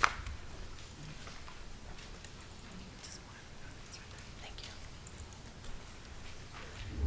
Madam President, members of the board, I have a brief policy revision for you this evening. It is to policy FEA, which is entitled Educational Specifications for Construction. And this is a technical update to bring this policy in alignment with an update to ARS 15341 with the language there in blue that just states that the governing board may delegate authority in writing to the superintendent to submit plans for new school facilities to the SFB, the School Facilities Board, for the purpose of certifying that the plans meet the minimum school facility adequacy guidelines prescribed in a later part of Title 15/2011. For your information, I ran this revision by our Building Services Director, Dennis Rayler, and he said that's the way we already do it. So with that, I'll take any questions, and I may ask Dennis to answer some questions. All right, any questions? Board Member Hartman? Oh, sorry. Oh, it wasn't on. Okay. Any other questions? Board Member Beckham? So as I read it, it says governor may delegate authority in writing. So that means that if we choose not to delegate it, what happens? I suppose if the board chooses not to delegate it, the board would have to take action to submit the plans to the SFB. Okay, so this should be something that should be done once a year, I assume? I would defer to Dennis, but I presume it's done as we need to submit plans for new facilities. So as yes. we approve a new project, and is it for new construction only? The Or language is it- is new school facilities, yes. So would that include our rebuilds or not? I think so. New school facilities could be, I suppose a building addition could be a new school, but I would think it's significant, because it's got plans and square footage and all. I would think it's a significant addition of square footage on a new basis to the district. So I would think that a rebuilt school, for an example, I guess you could define that as a new school facility, would then be subject to this particular policy. Okay, so the changes in the past, if we've been doing it, is the superintendent has just been doing this. Now, we are required to have the governing board delegate this authority in writing, otherwise we, the governing board, would have to do it. Is that what it's saying? So we just need to make sure that when we have a new project on board, that we follow this, are in compliance, and put in writing that the superintendent can submit the plans. Is that, And I don't that's how know the I'm reading it. legislative history, but the word is may delegate. But So- if we don't, then we still are responsible for it, but I don't know that the governing board has the capacity to do what they're asking. So that's why we would have to delegate it, correct? And again, And that's why I'm asking I'll defer to for Jeff, but I would clarification. imagine when we are submitting plans, when administration is submitting plans to the board, I'm assuming that they are also asking for permission to submit to SFB. Yes, that's correct. So why are we adding this language if it sounds like that's what we already do? The statute was revised to clarify that, and it's a technical revision to the policy. The policy didn't state that before. The revision was to 15341, and that's exactly what it says, is that the board may delegate the authority. Okay, so I'm just going to be asking that. I know this sounds like I'm being kind of a pain, but if it's stating that, then I would think it's asking us to do something in writing, and we should be doing that, so that we Okay. just make sure that we do. Okay. If this gets approved. Okay, I guess for clarity, you're saying if we approve this policy change, we should then make a decision if we delegate or not? Is a second decision? Permissive, so, yeah. It's Correct? Right. So, is that, are we clear? Right. Like, yeah, well, we So- could. Does that make sense? Okay, great. All right.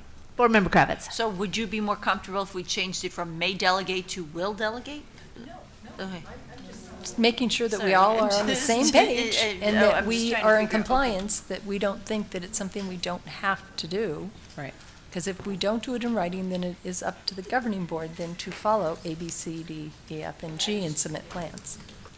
And again, I believe what part of the process is when they submit plans, those who know about these things, when they submit plans to the board, they're asking the board to give permission to submit those to the SFB as well. Okay, that'll be easy. All right. Thank Any you. additional questions or comments, just to make sure? No. All right, thank you Thank you. very much. Okay, that moves us to our agenda item, public comments. Sorry, okay. Sandra, do I have all the cards? Okay, thank you. In conformance with open meeting laws, the governing board may not discuss or take action tonight on any matters raised during public comments that are not on the agenda. However, the governing board may respond to direct criticism, ask staff to review the matter, or ask that it be placed on a future agenda. As a reminder, each speaker will have 3 minutes. Our screen will indicate the time with a 30-second warning from Vice President Hartman. Please be prepared to close your comments and relinquish the floor at the conclusion of your time. We do ask that each speaker introduce themselves for clarity in the records. We thank you for your time and attendance here tonight and your cooperation in following the meeting protocols. Our first speaker is Edmund Richard. President Perleberg, if I may, as Edmund is making his way forward, I've just been notified that YouTube around the world is offline. So we are not videoing right now. I'm sorry, Edmund, you're not a YouTube star tonight. Maybe tomorrow.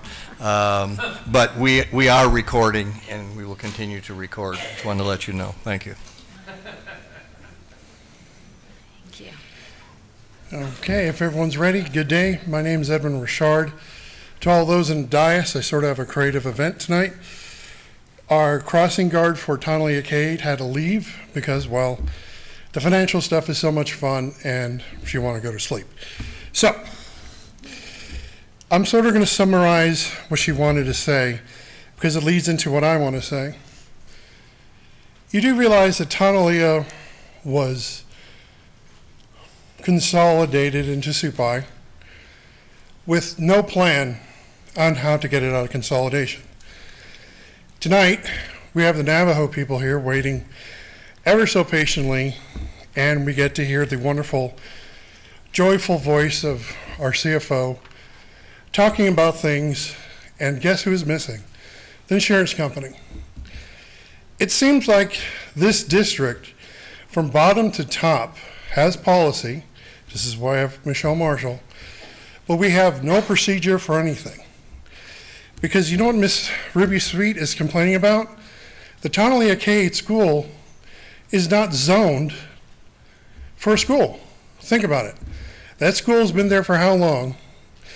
We've gone through how many boards, how many superintendents, how many you-know-whats, and yet nothing happens.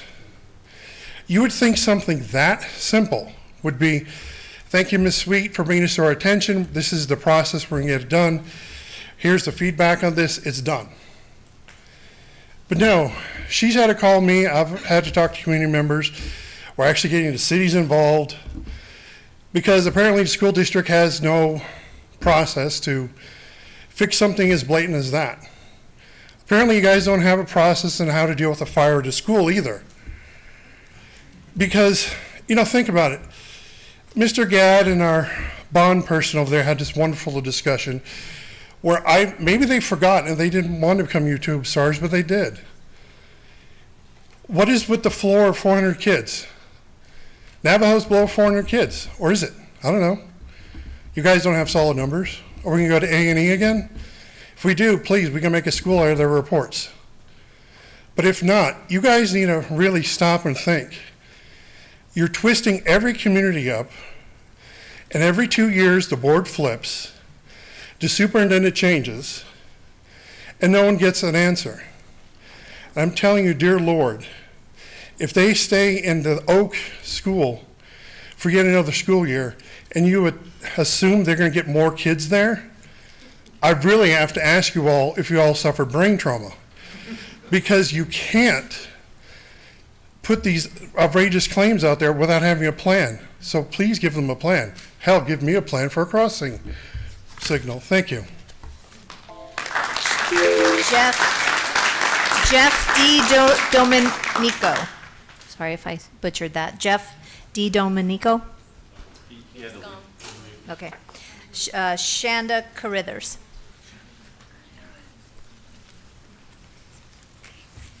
Hi, I'm Shanda Carithers, an SUSD alum, Coronado alum. It's my 10th year at Navajo. 10 years ago, as a young mom with a 5-year-old, my husband and I toured Navajo and knew immediately it was the right place for us. Then STEM was perfect fit for my son. It was our home school, it was also our choice school. As a young mom, I immediately made friends and felt like part of the community. We chose Navajo when it was not the school to go to. We were often asked, why Navajo? I merely said it was the right fit for us. My son and I got to go to the World Robotics Competition when he was in 1st grade. His love for STEM continued to grow. He came home as a 6-year-old and wanted to go to MIT. He was a part of the first unofficial STEAM Design Academy, and along with his closest friends from Navajo, they're all thriving as freshmen in Saguaro's Math and Science Academy. I knew he'd do well because he was just that kid. He's a STEM kid. My daughter isn't. We stayed at Navajo not only for STEAM, but because it was our family. Now she has developed this amazing, inspired love for math and science, engineering, architecture, and design. She too is on track for Saguaro's Math and Science Academy, along with countless other girls and boys in her grade. It's our last year at Navajo, as she will head to middle school next year, but I'm here fighting for you to restore Navajo to what it was before the fire. I've always been a huge cheerleader for Navajo, before we were an A+ school, before it was cool to be at Navajo, back when we were just a STEM school. But for those of you who may not know what a STEAM school is, it's a mindset, it's a philosophy. STEAM is a learning that engages all students in a collaborative design thinking for real-world problem solving. Doesn't that sound amazing? Why would we ever choose to consolidate such an amazing program? Why would we ever want to get rid of such a popular style of learning, especially when our closest high school has an amazing, well-recognized math and science academy? Every school wants to call themselves a STEAM school. Well, at Navajo, we are a STEAM school, and it is a way of life. So I ask you, please, please repair and replace our special school so countless others can foster a love for STEAM and be a part of such a special school and community. Thank you. Easton Mullen. Easton Mullen. Nope.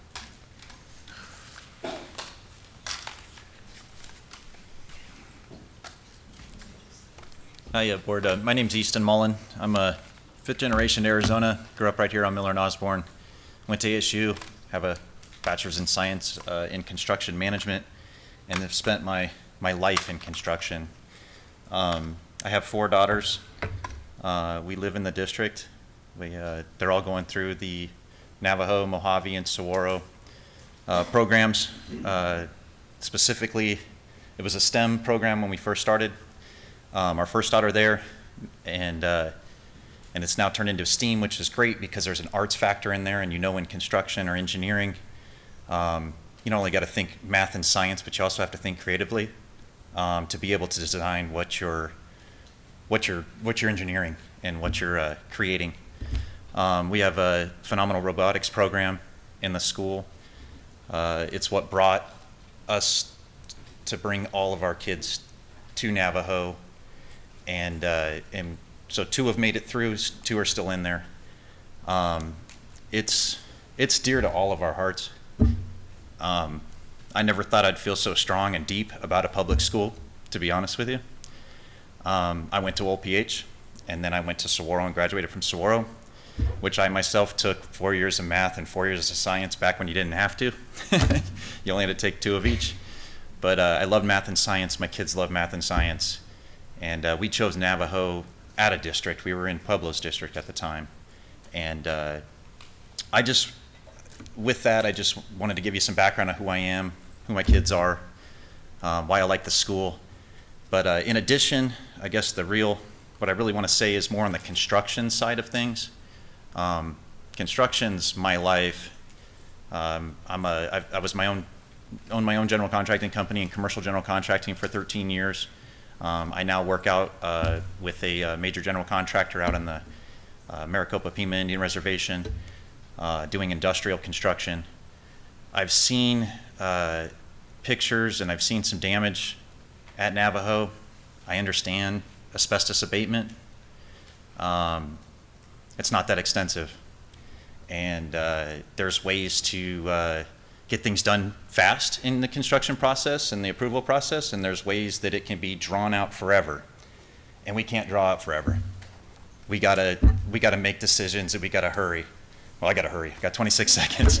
But I just want to say that I think that we need to just focus on repairing that school and getting back into that school. And if we're going to do improvements and we're going to build labs and we're going to build the STEM program and build it bigger, which we all know is very important now, that we're going to build our campus and bring in more students, and that we can look at improvements later in the future, but right now we need to get back on campus and we need to be there before the next school year.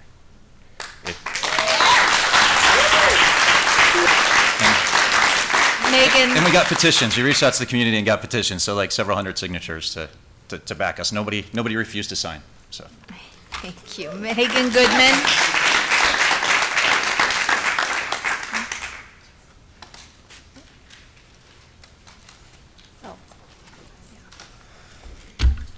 Good evening, board members, Dr. Krikard.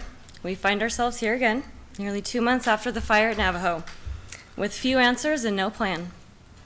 I'm still Megan Goodman, parent of 2 daughters at Navajo, and I come here tonight with a specific request. I want to leave here tonight knowing your intentions regarding the future of our school. I'm not asking for a detailed outline. What I want to know, what we all want to know, will we be able to enroll our children at Navajo next year and beyond? Interim CFO Gadd reported at the study session on the 4th that there is nearly $20 million sitting in M&O and cash funds carried over from last year's budget. He said, and I quote, "A place to go if you need it during the year, where you have some emergency come up." I think a fire on Navajo's campus would clearly fit the definition of an emergency. You also discussed Navajo specifically on the 4th. You said you wanted to hear from the community. We've been sending you emails for 2 months. We have spoken at board meetings and sat through study sessions. We invited you to our campus. Thank you for those that came. We have spoken to the media, and we have been featured in numerous outlets, the AZ Republic, the Scottsdale Progress, Channel 3, Channel 5, to name a few. We have been all over social media, Facebook, Twitter. We have rallied together, and the message has always been the same. We're very clear in what we want. It's time to listen. What we don't want? Our school to be consolidated or closed. We also don't want you to bulldoze our school and put a shiny cinder block building there. What we do want is simple. It doesn't matter what words you use: repair, replace, restore, refurbish, whatever. Fix our school. The charming brick building standing on the corner of Camelback and Granite Reef. Insurance money will cover the damaged areas and bring them to code. Use some of the $20 million emergency fund if needed. After all, it's what it's there for. This ordeal has been consuming our lives for far too long. My 5-year-old drew a picture yesterday of the fire alarms going off at Navajo, smoke coming out of the building, and Tortilla, or Tortoise, escaping down the street to find safety. I was going to bring it here tonight, but the proud artist donated her work to her kindergarten teacher today. So this is on the minds of even our tiniest stakeholders on a daily basis. What are we waiting for? It's time to get the ball rolling. Please. Thank you. Ellie Goodman. Ellie Goodman.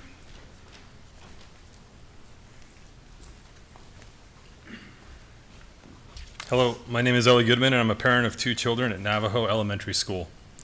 I'm also a native of Scottsdale. I went to Hopi, Ingleside, and I graduated from Arcadia. Like most everyone here, I sat and watched the 5-hour study session from October 4th. We all got to see the demographics, census, and enrollment data with the conclusion that enrollment is likely to decline over the next 10 years. Shortly after that conclusion popped on the screen, Board Member Hartman said, enrollment numbers is a lot to do with the product and less to do with the competition. And that is why that is the meaning for the decline. Board Member Kirby took offense to that comment and said that they've been trying to develop a product for a long time. Here's the thing. We are getting beat by the competition. They've developed a better product that appeals to parents, and it's working. Look around.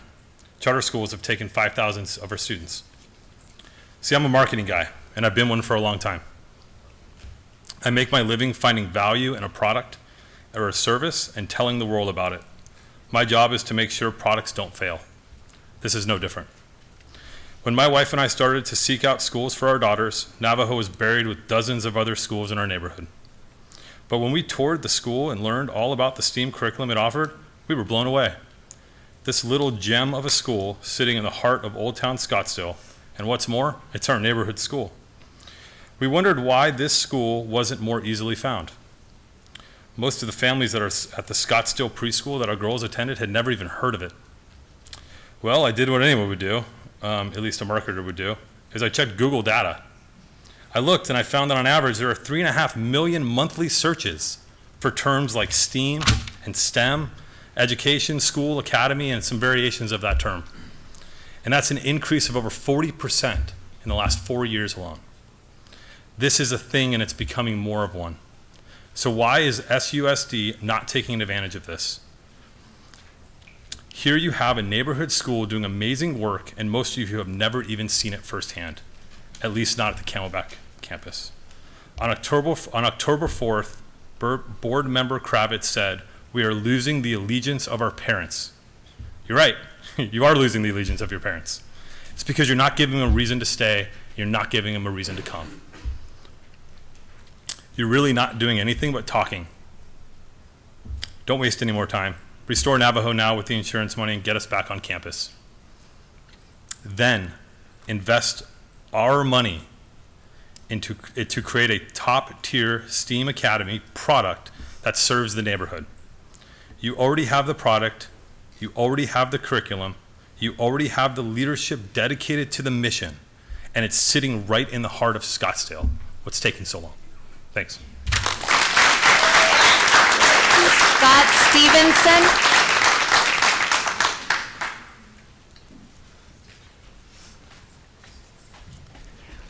Hi there. Thank you. My name is Scott Stevenson, and I appreciate all of you taking the time and the energy to hear us out once again. I'm not going to rehash anything that's been said. I know that you guys have probably been inundated with the whole idea of sentimental value that this campus holds. I'm one of those. I will speak hugely in that regard, but I also know that that's not really measurable. I know that's not quantifiable. So I would like to kind of recuse myself as a parent at Navajo Elementary School, but talk about a community member. My house sits right across the street from Navajo Elementary School, the old campus, the soon-to-be new campus, I hope. But the big thing that I would love to be able to hear is, much like these folks have said, and I have no clue who's coming up behind me, but as a community member, I would love to know that, let's say, God forbid, you guys decide to consolidate. as someone who lives in that area, I would love to know if you guys have a plan as to what happens with that community, what happens with that campus, what happens to that plot of land. I know that the price value on that is probably a pretty little penny, knowing about the home values in that area. And so I hate to say that right now as a parent, you guys hold a lot of our future in your guys' hands. You guys really have all the cards, and we can come and be respectful and come to you and plead our cases and plead our hearts. I would hate to see what happens if home values decline and you have somebody who's already lost everything as the homeowners and the community members come to you angry and upset because of what happened with that school property, whether it's a high-rise apartment complex, whether it's condos, who knows what could be put there, right? But I would love to know with the demographic studies that are happening if there's any sort of plan as to what would happen. I mean, you've heard our plan. We want to restore that thing. We want answers. We want that quickly. But on top of that, knowing as someone who has value in that community outside of just the school, what happens? What happens if that thing gets sold? Do you have a buyer? Do you have a contingency on that? Is there, I mean, look, if you guys have been past the campus right now, there's weeds, there's blight, there's a nasty green fence around it. It looks terrible. And the longer that we shove this off, the more Jumanji-ish as that's going to be. And so for me, that's what I would love to hear is I don't want that to happen naturally. I firmly believe and I'm firmly full of faith that it's not going to happen. But if it does, I think that I stand with a lot of the community members who own homes in the area that would love to know any sort of plan that you guys have in place should you decide to sell. Again, I'm going to echo, I invite every single one of you to come out and experience the education that's happening on that campus right now, regardless of what's happened at the other one. It is amazing, and these teachers and the faculty and the staff are knocking it out of the park every single day. Thank you. Jill Mullen. Jill Mullen. I had this whole speech written, and then I feel like now I'm just pretty much echoing what everybody else has already been saying. You obviously know that we all took our kids to Navajo because of a STEAM education. I just feel like we kind of all keep saying the same thing, and that's pretty obvious at this point. We all also feel that we had just a somewhat small fire, and then all of a sudden the conversations went straight to possible consolidation. And I think all of us are just kind of wondering why. I teach a preschool that's nearby, and families are constantly asking, like, what's going on over at Navajo? You know, when can we be able to come in and tour? They want to take their incoming kindergartners there, and we have nothing to be able to show them. And I feel like that, as a parent and a community member, is really frustrating. I'd like to be able to answer some of those questions for the families that I have at our preschool. I do feel like that it's incredible how everyone has banded together in support of Navajo, but it's time for us to repair our school and for us to be able to get back onto our campus as quickly as possible, and I think everybody here definitely feels that exact same way. Thanks. Ruby Sweet. Ruby Sweet left. Megan Prince.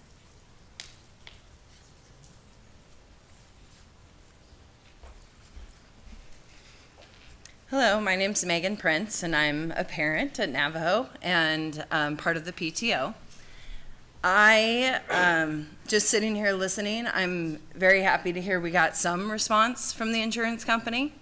As I was thinking about their lack of response and lack of moving, and then as I'm sitting here listening to my talented group of parents sitting behind me,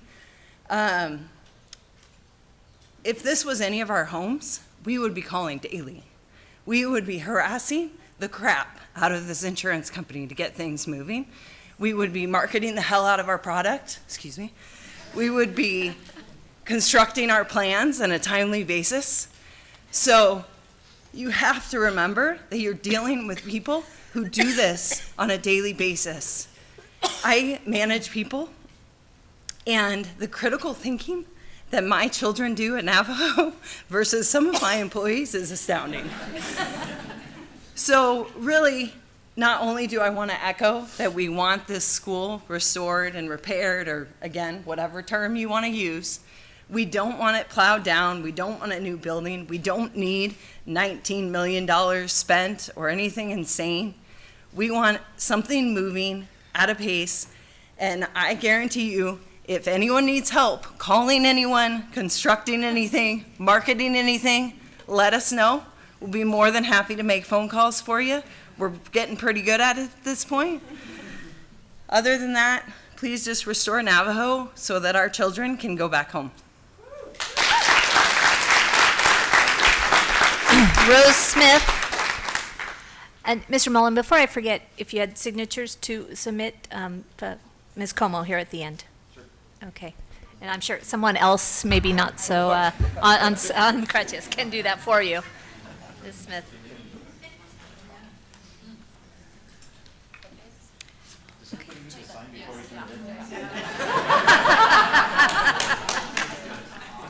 Hold on. Ms. Smith. Thank you. My name's Rose Smith. I have a world of respect for Cindy Bitcon. As past leader of Scottsdale Parent Council and Yes to Children, she has worked tirelessly on behalf of our students and our community. It is because of the efforts of citizens such as Cindy and Karen Treon that SUSD has bond funds to rebuild elementary schools. In her poignant letter to the Scottsdale Independent, Cindy states, "The newly elected board will ultimately be making the final decision on our permanent leader, the one who will pilot this district at least for the next several years. The current board should step away and allow the new board to complete the hiring cycle from start to finish, based on the timeline recommended by their own paid specialist." I agree completely. The consulting firm this board hired to provide expert opinion stated that it was optimal to review applications for finalists with the new board in January. Pushing up the timeline serves no one but the outgoing board members. Please heed the experts you are paying with our taxpayer funds. Please listen to community leaders who have given years in true public service. The only thing this board should be doing right now is negotiating with Dr. Creekard to extend his term with SUSD. This community has not stopped reeling from the upheaval of the past 2 years. First we stabilize before we move onward. To our departing board members, please try to leave us on a positive note for yourselves and for us. The internet never forgets. Thank you. Drew Burns. Drew Burns.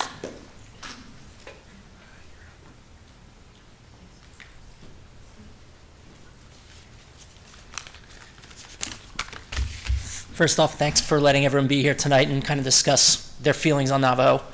I come at this from a different perspective. I live in the neighborhood. I'm a parent of 2. We have a 4-year-old and a 1-year-old. So we're kind of in that time frame of life where we're trying to figure out where our kids are going. I remember moving to the neighborhood, and it's funny hearing one of the parents say, you know, Navajo wasn't always the cool school. And it's true, though. I remember moving to the neighborhood, and Navajo's reputation wasn't great. I mean, we always thought, you know, we're sending our kid to public schools. Our kid's going to walk to that school. It's such a charming building and everything like that. But through the years, and people in this room have told me this, you know, Navajo just keeps getting better. The reputation keeps getting better. I work in real estate, so I deal with so many young families in the neighborhood who, when you talk about what are the local schools, say, Navajo, I've heard great things about it. I heard they have, you know, certain programs other schools don't offer. You see the campus, you see the neighborhood where it is. It's just, the whole thing looks awesome. Where I'm kind of lost with what's happening with the whole school now is you guys are in a situation where you're in open enrollment. You know, we have a 4-year-old. We have all our friends who have 4-year-olds, who have 3-year-olds. Everyone's talking about their plan was to go to Navajo. Everyone, you know, hears about the school. The reputation just keeps getting better and better. But when you have such uncertainty and there doesn't seem to be like a strong message, you know, what are you going to do? You're starting to see some of our friends like, oh, you know, we're going to tour another facility just because we're not really sure where our kid's going to go next year. And it seems like your responsibility as board members needs to be more of send a stronger message, whether it's restore or rebuild. I hope it's not a rebuild. I think people who live in the neighborhood, it's a charming neighborhood. It's an older neighborhood. The brick school building is kind of what some people like.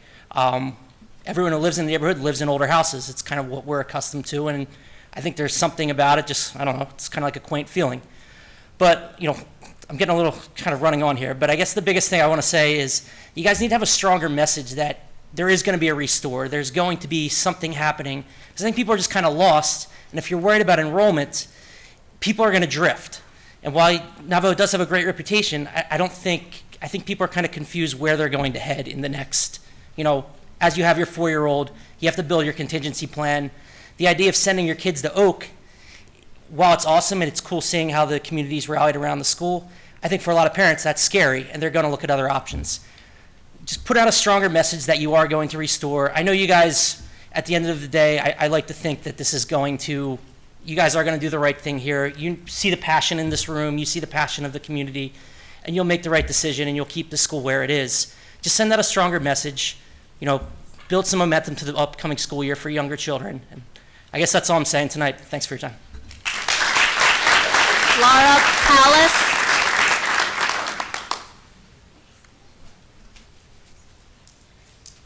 Hi, excuse me. My name is Laura Pallas, and I am a parent at Laguna Elementary. I have 3 kids, 3, 7, and 9. I'm here tonight to first provide some input for you that I think you should take into consideration when making these very important decisions. The first one, I had originally planned on coming to speak about STEAM because I had heard that people were considering cost of STEAM and taking that into consideration for whether it's going to be a factor of keeping it open or anything. Well, first of all, I want to just state clearly, I also think that it needs to be restored, Navajo. And if taking STEAM into consideration, with my research into STEAM, and I'm a big fan of STEAM because that's why we're at Laguna, it can be done with very little cost and with resourcefulness, and there are so many, as somebody was saying, opportunities for STEAM and grants available. I just don't think you should factor STEAM in to cost at all. That was what I originally wanted to say, but then I heard Mr. Gadd presentation. In my past life, pre-kids, I negotiated with a lot of insurance agencies as an attorney in court, and they were horrible. I'm not going to lie. But one thing when I was listening that struck me was a 5th option, keep negotiating. Now I understand one problem with that is that you want your school back. Totally understand. That's always been the problem, and in my experience, insurance agencies use that against you. The trust, Ms. Beckham, you were asking, Allison, right? Sorry. Anyway, so the trust is actually a quick fix. It's the fastest, quickest fix. I would never take it if it were my client. I would always advise that. I'm not advising you here, but I'm just saying that. I'm very short. That's why I'm like on my tiptoes. But I want to draw your attention to a case, actually. And it's a case that's settled October 5th. I don't know if you've heard of Robert E. Lee, I forget about the name, elementary school in Tampa, Florida. I don't know if you've heard of that. There was a fire after the hurricane, September 17th, 2017, I think. It's a very similar situation. They talked about to the insurance company. Well, guess what? Over a year, just at a year mark, they settled for the cost of the total rebuild plus bringing it to modern day code. Their first offer was $9 million. They wound up getting the full $12 million. And I guess that's it. So, Robert E. Lee. Susan Hughes. Susan Hughes.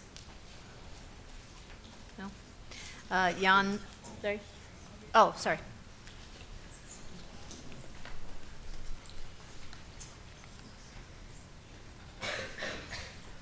Good evening. I'm Dr. Susan Hughes. I am short. I'll jump. I'm interim vice president of Scottsdale Parent Council. I'm also vice president of Saguaro PTO. But tonight I'm speaking as a mom and public school education advocate and a community advocate. Tonight I'm here on behalf of Navajo Buffaloes. How many people in this room have been to Navajo since the fire? Can you guys raise your hand? Can you guys raise your hand on the board? Good. Imagine if your home burned on August 22nd, and 2 months later, you were told, go hang out in your neighbor's house for a while. We'll figure it out. That's not going to sit well with you as an individual. Why should it sit well with this community? Navajo matters. Navajo is filled with beautiful families and educators with resilience and heart. You've heard a lot about STEAM, but I think you need to look big picture. The hat that I'm wearing quite a bit is that at Saguaro. Saguaro is home of the undermarketed, underappreciated, hidden gem called the Math and Science Academy. It is an amazing program. We also have an incredible art program there.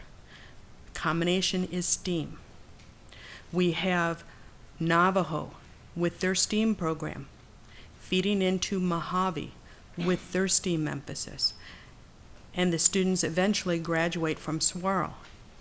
If you damage irreparable damage to Navajo, you're going to be causing irreparable damage to the entire Saguaro Complex learning community. Navajo deserves to be rebuilt. It deserves to be repaired. And they deserve to have certainty, just like you would not like being in your neighbor's house, and I'm sure they probably wouldn't like us there after 3 days either. They deserve to have some stability. Open enrollment is now. Neighborhood communities are looking at this school, and they're looking at you guys. They're looking at you and finding out, what are you going to do? Are you going to stand up for Navajo? Are you going to recognize that it pencils out? I mean, even just from a finance standpoint, thank you. Even just from a financial standpoint, it makes sense to not walk away from the 60% that they're offering. Okay? So do the right thing. They need some stability. They need certainty. And the other thing is allow the incoming board members to also have that stability and certainty in being part of the selection process for the new superintendent. Thank you. Jan Michael Greenberg.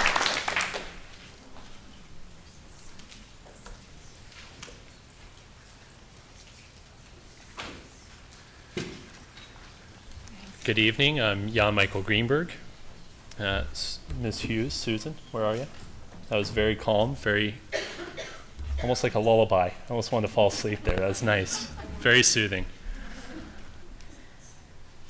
I very rarely prepare remarks when I come up here or attend these meetings. I have spoken at a lot of the meetings. I've not spoken at some of them.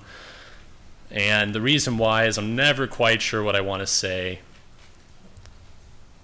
And it's tough because oftentimes I am following up great speeches and really emotional speeches, heartfelt speeches, things that people care about.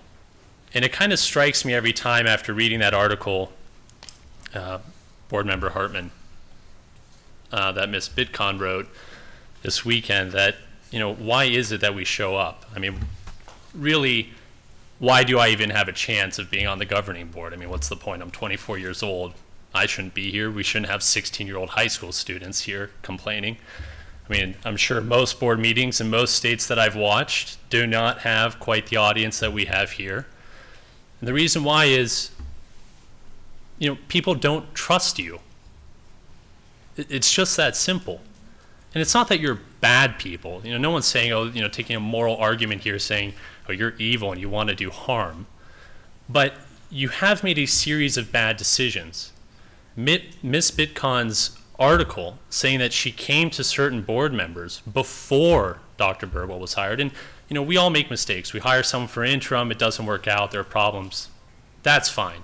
Okay, there's no, you know, no one's, you know, starting a mob about that, but the fact that before she was even hired and chosen as the interim superintendent, you had members of the public coming to you and saying, well, have you considered these issues? You know, I've done a Google search and I've found this. And then in response is, you just have to trust us. Well, trust is earned, it's not given. And the problem that people have, and it's not that they're trying to tell you, you must make a decision tonight to restore Navajo. You must make a decision tonight to rebuild it. Okay, people want a plan, they want to know your vision. Are you going to expand on Navajo? Are you going to put in new labs? Are you going to try and make it so it's attractive to more people? Are you going to market it better? But what they are asking is for your personal view as a board member what it is you want to do. Certain members might want to close and consolidate, but that's good to tell people, because even if you get a backlash, even if you get yelled at, it's a thankless job, everybody knows that, but even if you get yelled at about it, at least you get to present your opinions at the moment, why you think that you should consolidate or close, why you should keep it open, and people can debate with you on that, and they can present evidence to you and counter that and try and persuade you to go another direction.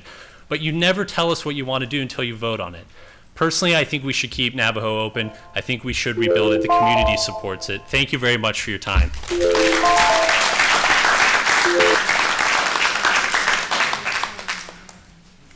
Thank you to all that commented tonight. I do know very well, even though it was just over 10 years ago that I was sitting in your shoes with a possible closure of Pima Elementary. I know the emotion, I know the frustration and the fear and the anger, and so just thank you, Navajo, for being here tonight, and thank you for the civility, and I did get the privilege of visiting your temporary home, and I could not believe how much of a home it already is. I just commend your staff and your parents, because I know you helped with that as well, so thank you all for being here. That moves us on to our next agenda, item 8, our consent agenda. As was noticed, we did have one item amended or changed, item O, I believe. Do I have a motion to approve the consent agenda as amended?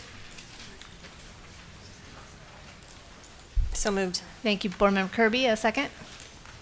Second. Thank you, Board Member Kravitz. All in favor? Aye. Aye. Aye. Motion passes 5-0. Alrighty. And now that brings us to our action items. Item 9A, approval of, I'm sorry. Did I miss something?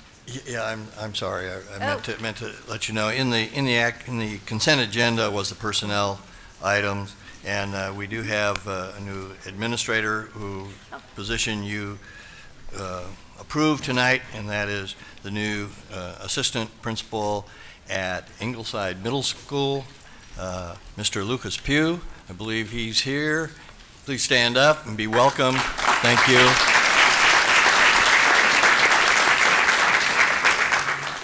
Mr. Pugh is graduated from NAU with a BA in History, like that, and he has his Master's in Educational Leadership, also from NAU. Welcome to Scottsdale. Thank you. All right, thank you. All right, so our action item 9A, approval of payroll and expense vouchers between board meetings. Dr. Picard, or is it Mr. Gadd again? This is Mr. Gadd's night. Yeah.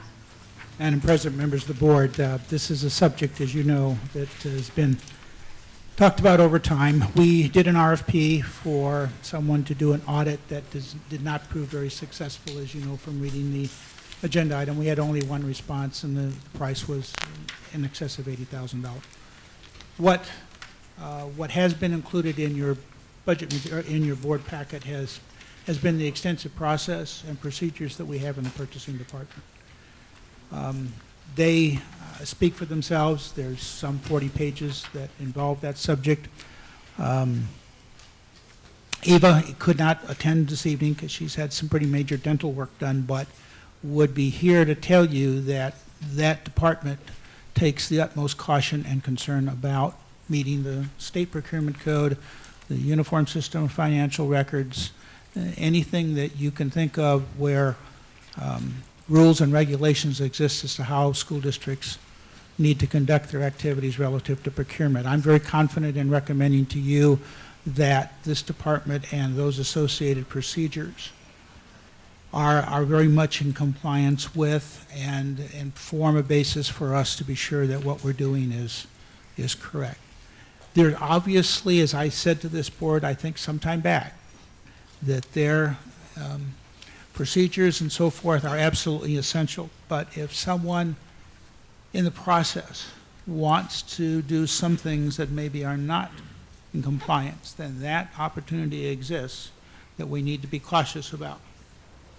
Okay, because there's a process, but then that process requires an approval stream.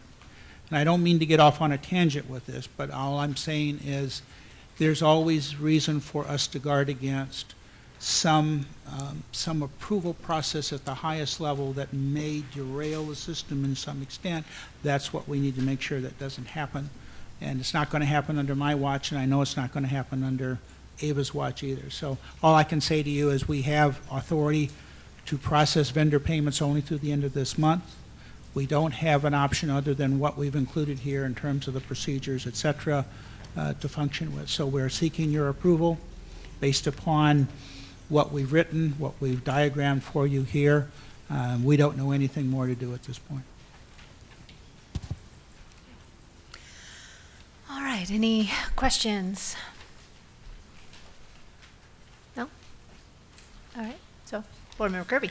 Thank you. You know, it's not a question, it's more of a comment. And, you know, regardless of what happens here tonight, Mr. Gadd, you just stated quite clearly what my concern has been from the very beginning, is that we don't have the proper internal controls built in to keep that, I don't want to say bad person, but to keep bad things from happening, because it can happen. And that's what I have been asking for, that's what I've been looking for, is that internal controls review that would highlight what those areas, those weaknesses are, that we can then go turn around and fix, correct, and close those gaps. So that.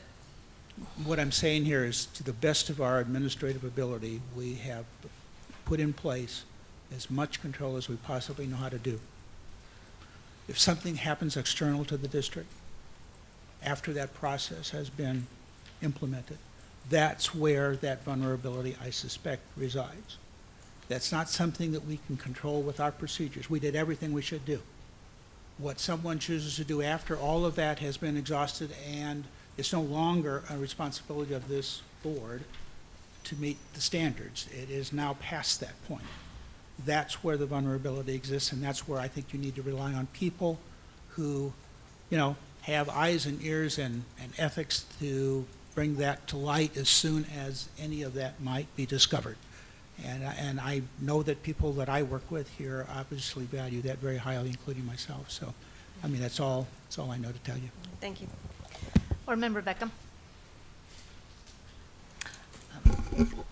I just want to agree with Board Member Kirby. It's the way that I felt also. I will say I did have a little different vision of what I was expecting to receive in that packet. Instead of a PowerPoint, I was expecting more of an employee procedure, talking about positions, what they did, and which might reveal some of the gaps or possibilities, or show more of internal control.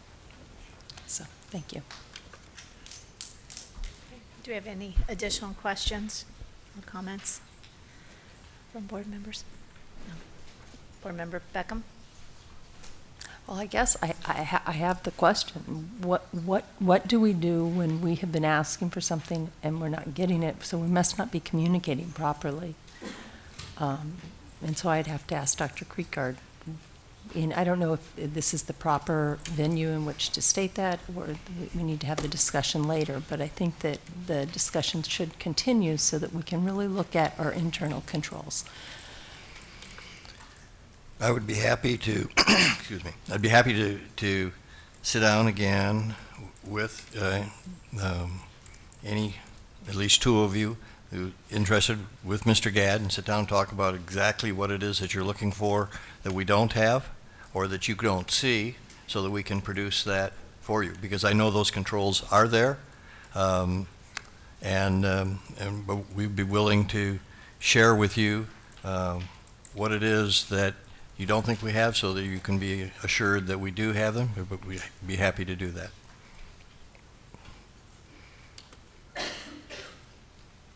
Okay, any additional questions or comments? Okay, so I guess I'll just, express my appreciation, Mr. Gadd, for all the work that I know has gone into the improvements over these last few months. I think everyone up here does agree with Board Member Beckman and Kirby, and I mean with our whole community, that we have to do better. We are always working to do better, and we have very dedicated staff and employees trying every day. to do the best we can for our families. So I acknowledge that here tonight, absolutely. And I guess I just say that we can't allow the past to paralyze us. We have to continue to try and make the very best decisions that we can and rely on the staff that, for the vast majority, care very deeply for this district, as we all do. So at this time, I will make a motion to approve the payroll and expense vouchers between board meetings as presented. Do I have a second? Second. Thank you, Board Member Hartman. All in favor? Aye. Aye. Aye. All opposed? No. Nope. Motion passes 3-2. Thank you all very much. Okay. And then that moves us to our last action item, 9B, approval of the selection of a school or schools to be rebuilt. Dr. Precard. Thank you, President Perleberg, members of the board.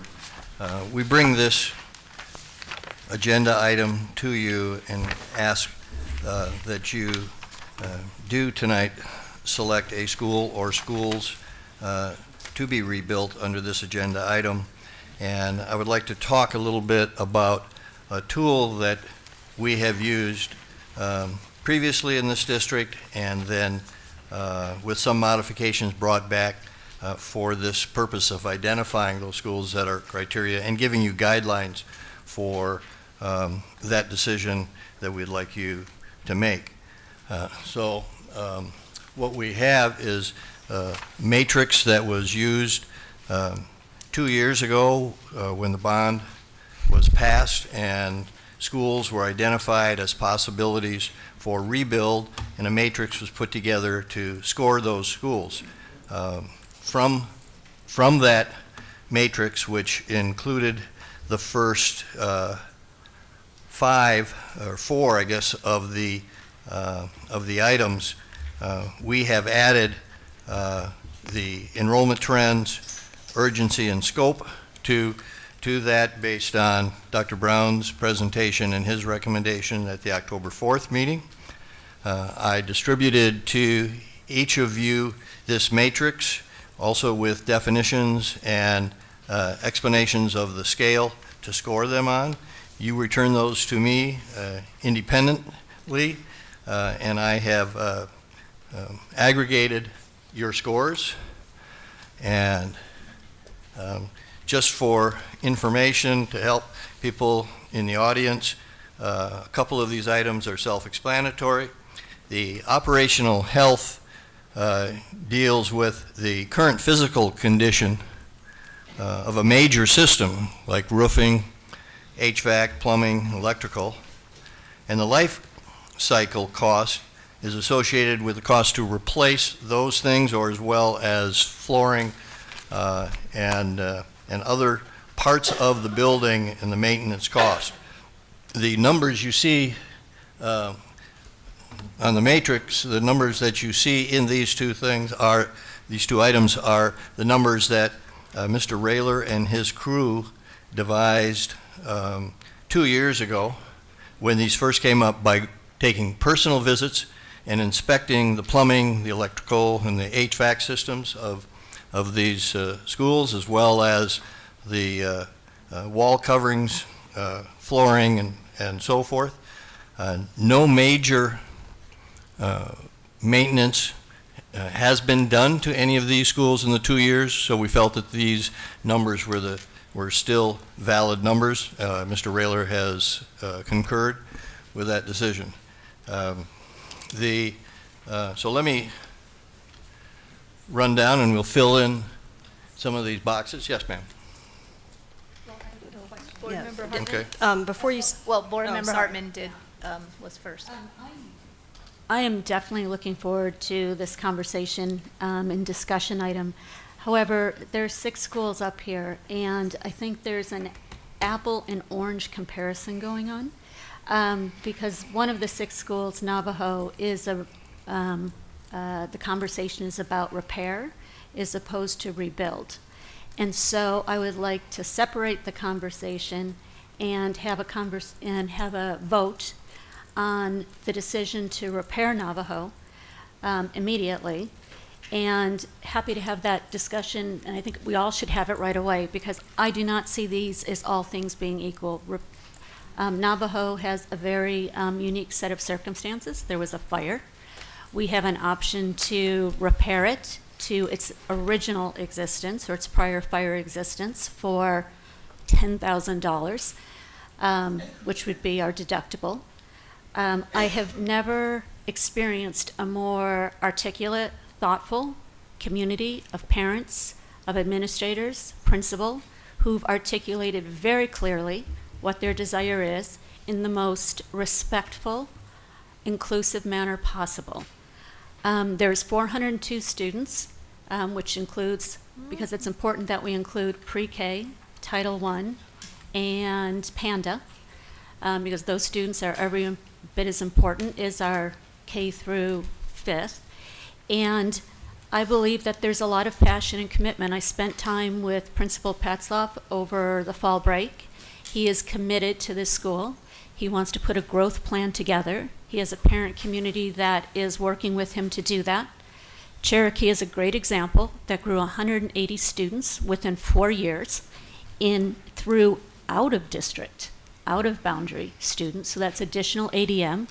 I believe Navajo has every bit of capability and commitment to do that as well.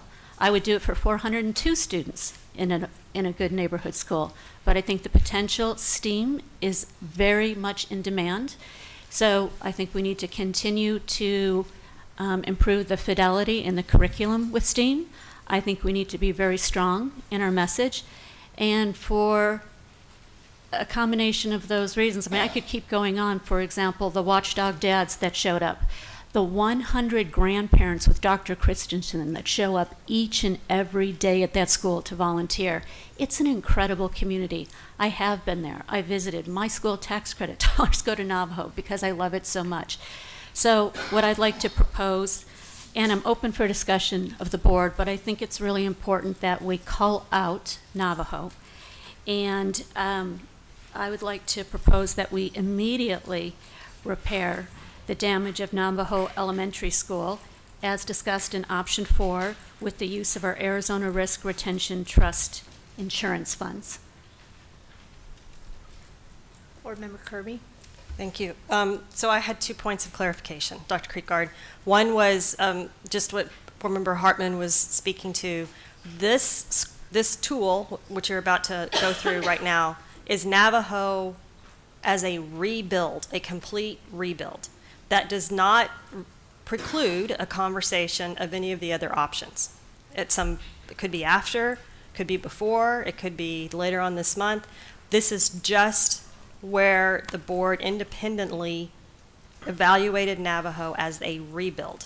Other options are still on the table. Absolutely. Okay. Absolutely. The other clarification I wanted from you is that the 68th Street property is not up here, and if you could please address that. Right. I hadn't gotten to that point yet, but thank you.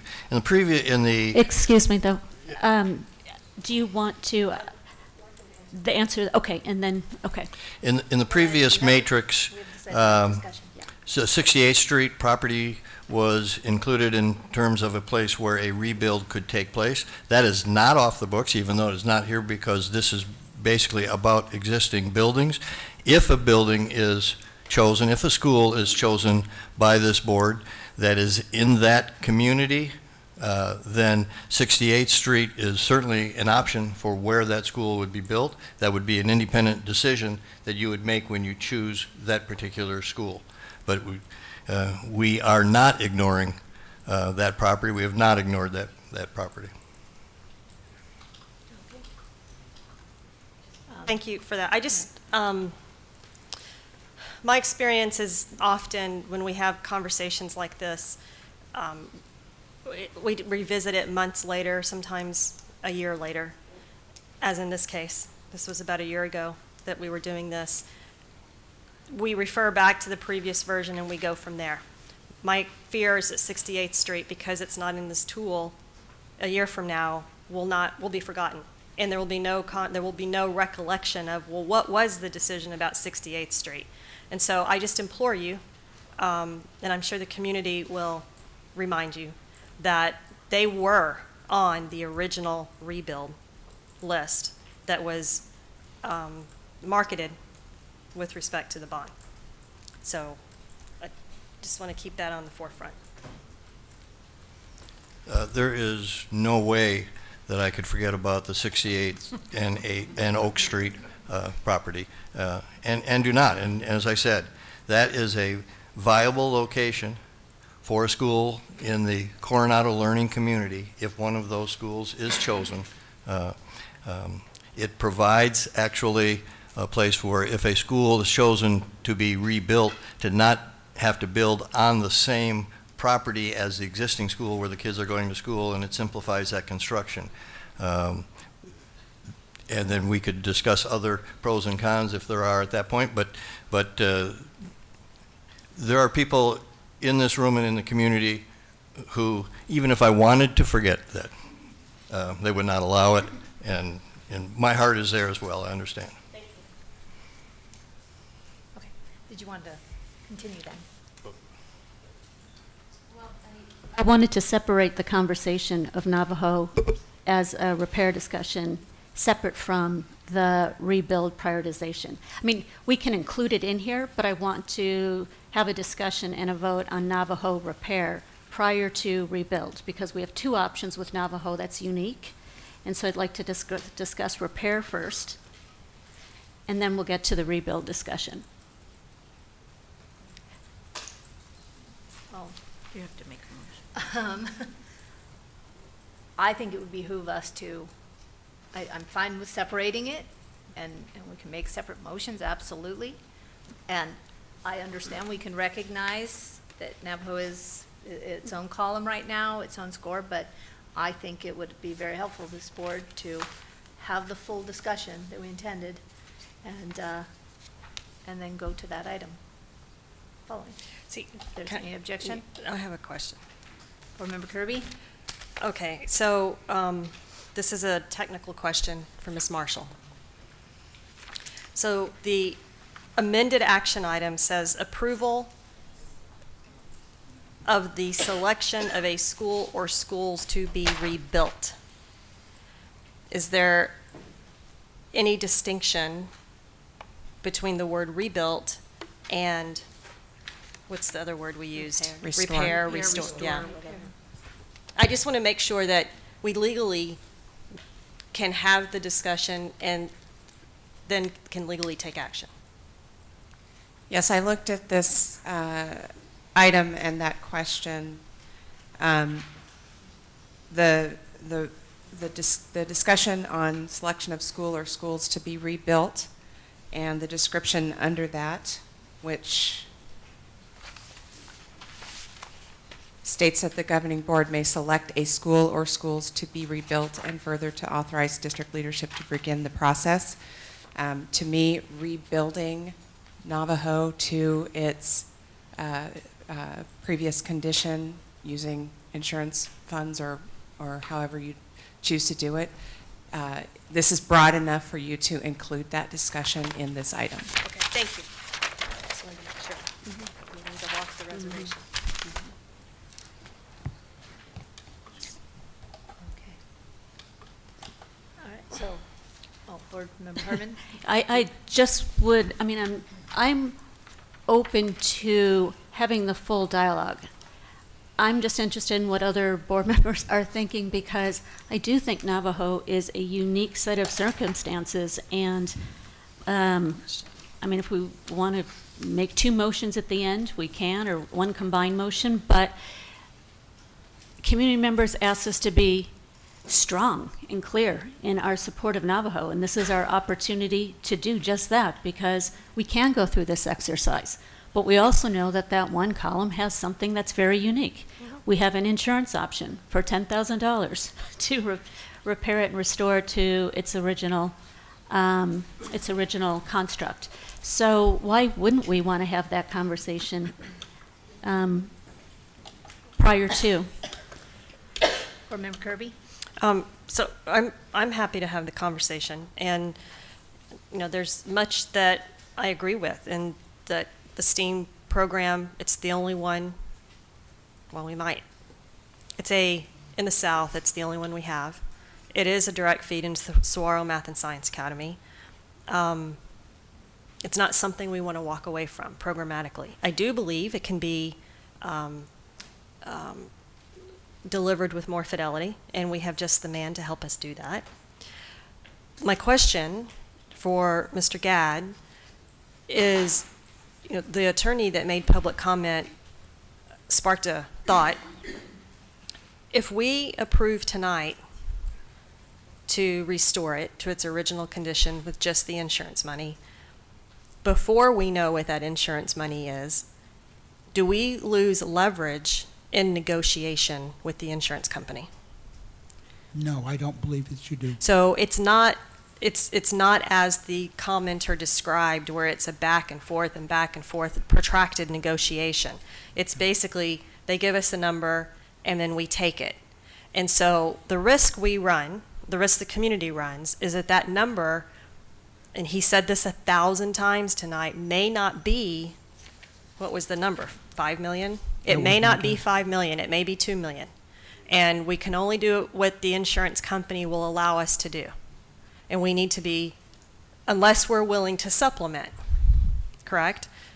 Their policy requires for them, if we choose repair, to put it back to the way it was. Okay? I mean, that's... But with their choice of architect, their choice of materials, their color choices, their carpet, everything is their decision. So Yes. that needs to just be very clear. Personally, I see it as a benefit that the insurance company would manage the whole project. I see that as a huge benefit to the district, because then it allows district personnel to focus on the rebuilds. The risk I see is that, once we get into it, then the slippery slope starts happening, and it just balloons and balloons and balloons because of community outcry, community demand that you don't like it once you see it. And so I'm hoping, for a commitment from the community, that if this board chooses tonight to go with just the insurance repair, that you will remember this night and not come back to us 2 years or a year, 18 months from now and say, I don't like the color of the carpet. I don't like the color of the paint. Okay? I'm just saying, it's happened before. So that's the biggest risk that I personally see. I won't be around for it, but I would just implore you to remember tonight, if this conversation, I don't know how it's going to go, but that's my thought on it. Board Member Kravitz? Where do I start? Navajo is a special case, and I think it deserves a discussion. I understand that the community wants an answer, what is happening to your school. However, we've discussed, before we build a building, we need to know what the program is in the building. And I know that you believe, you have a STEAM program, and I'm not saying you don't. I've been to the old Navajo, I've been to your current location, I even drove by your school the day of the fire. So I have somewhat of an understanding of your program. However, that curriculum, if we're trying to booster our STEAM program, the curriculum may change. And I think we need to build a school that can accommodate a more enhanced STEAM program. So I don't know, and no one has told me yet, whether or not restoring your school to the way it was can support or will support an enhanced STEAM program. So that is what I would like to know, because there may be materials and furnishings that will be required for an enhanced STEAM program that will hopefully attract more people to your school. Board Member Beckham?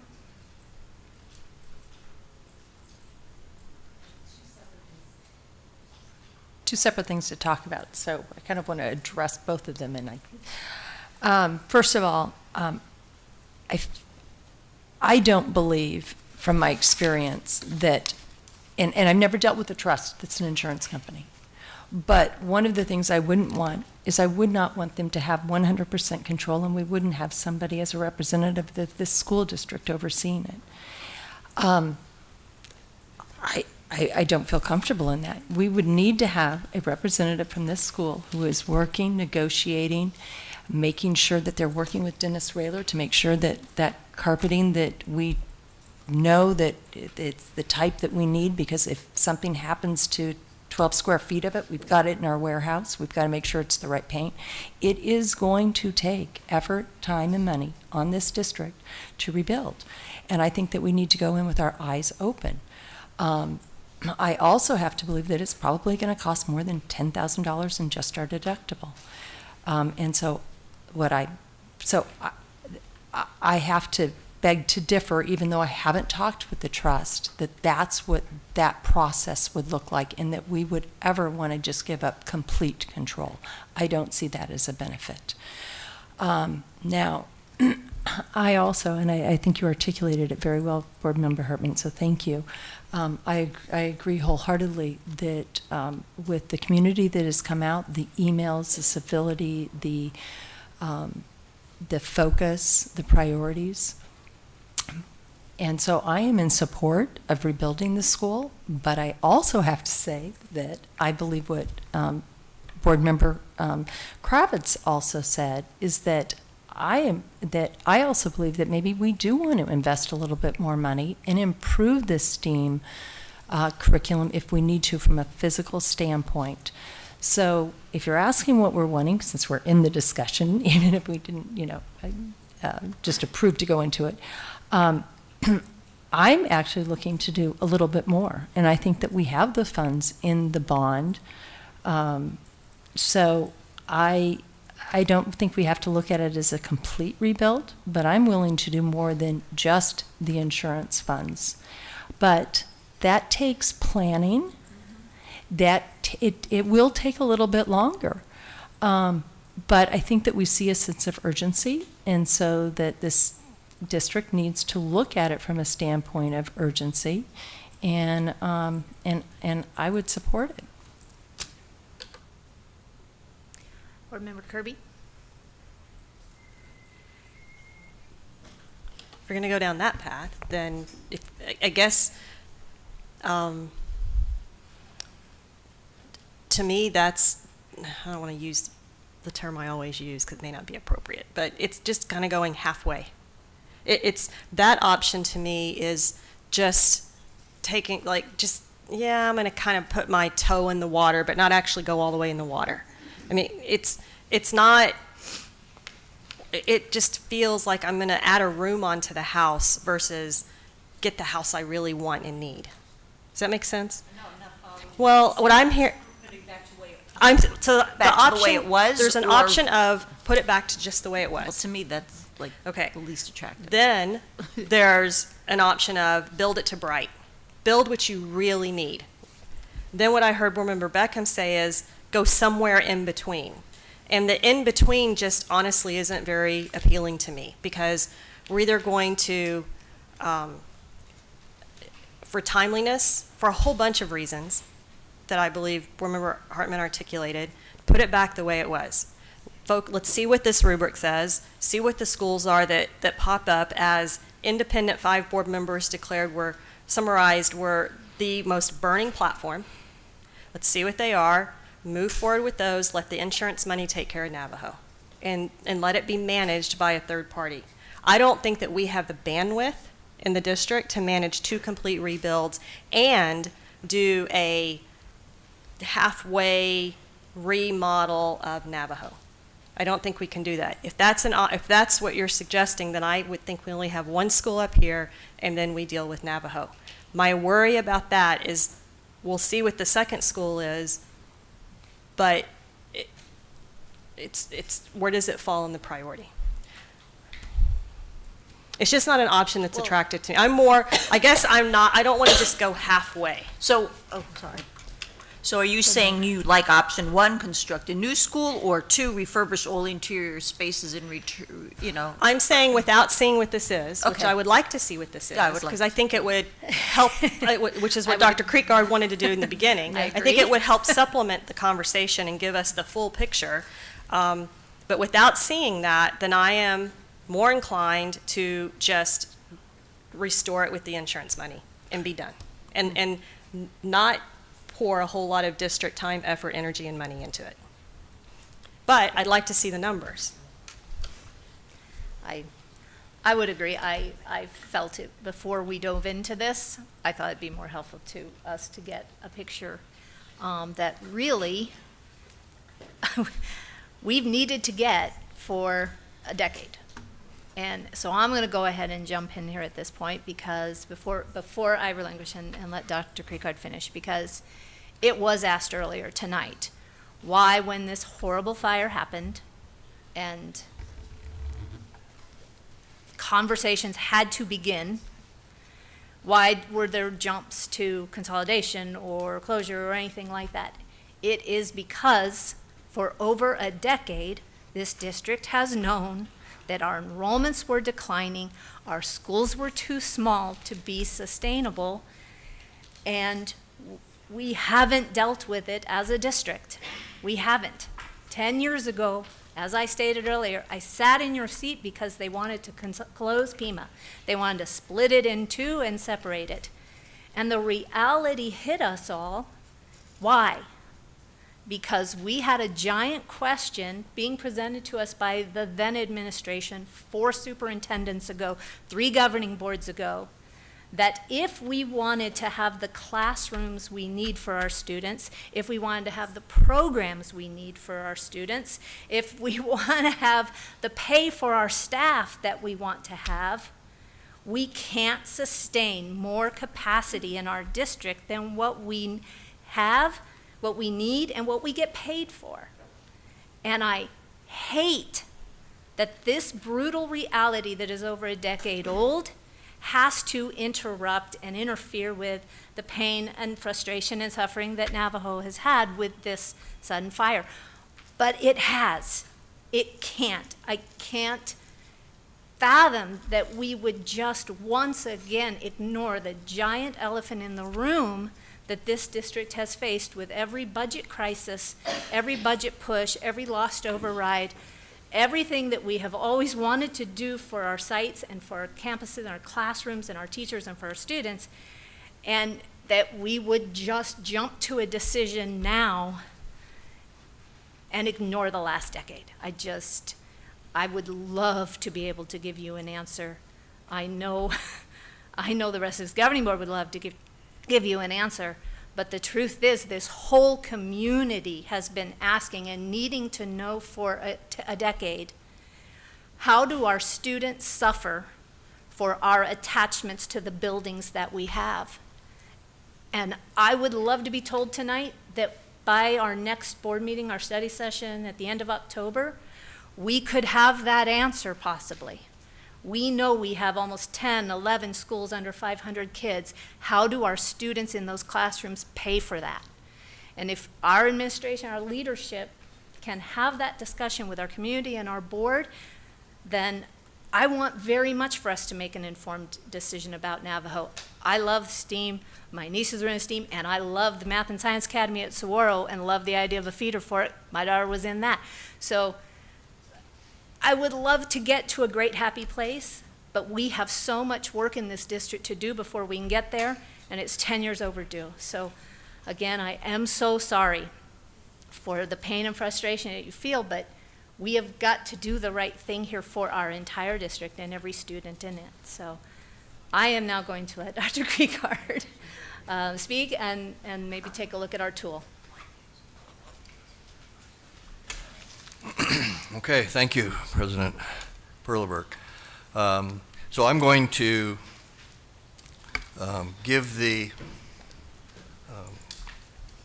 aggregate scores that the board has come up with that then I added to look at each one of these schools that were identified 2 years ago as possible rebuilds. All right, Debbie, you ready? So for Kiva, for the age of the building, the score is 27. Enrollment, 25, excuse me. Okay, you're moving.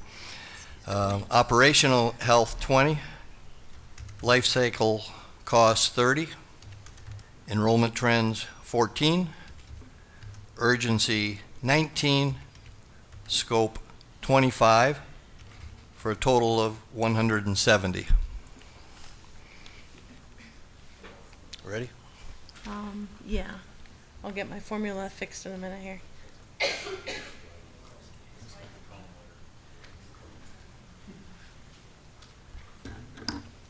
My line is gone. There it is.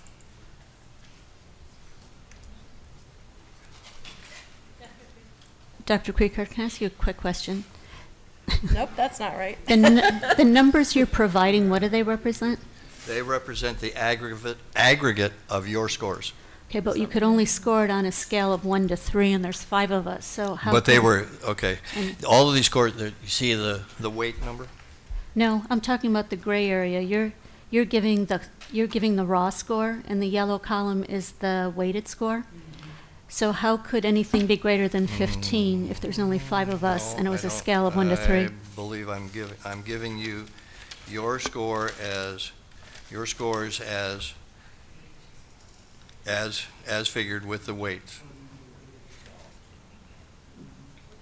Oh, with Well, the then weights your already? weights are wrong. I mean, you're So you- using, The five scores for the age of the building were 6, 6, 6, 6, 3. So four sixes 27. is 24, and 3 is 27. but it was a scale of, you're putting the weighted average Yes. in there. So a This 6 is was the like a weighted score. 3. They were 3s times 2. Yes. Okay. Okay, but that's not, all right. Well, then I guess the yellows are irrelevant except for, it looks like, I don't know, operational health and Oh, life cycle. see the but- scores, Deb, the scores should have gone in, replaced those. Yes, replace those. That's where the scores should go. Sorry. Well, Because they are the scores times the weight in an aggregate.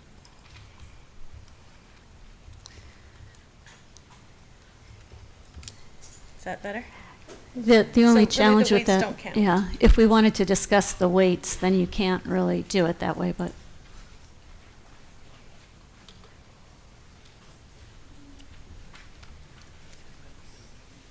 Okay, Do I have the right number on the bottom? that's not what I have, but that's, Okay.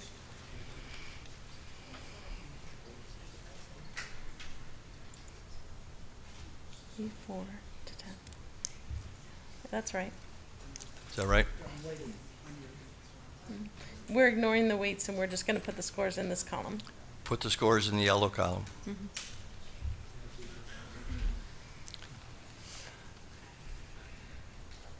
All right, ready for Hohokam? Age of building 19, enrollment 13, operational health 30, life cycle cost 45, enrollment trends 21, urgency 16, scope 25. That's correct, 169. That's what I have. Now, do you want me to read, you want Navajo in this, understanding that it's separate, but just so people know what the Navajo scores are? Age of building 19, enrollment 16, operational health 20, life cycle cost 30, enrollment trends 13, urgency 20, scope 16.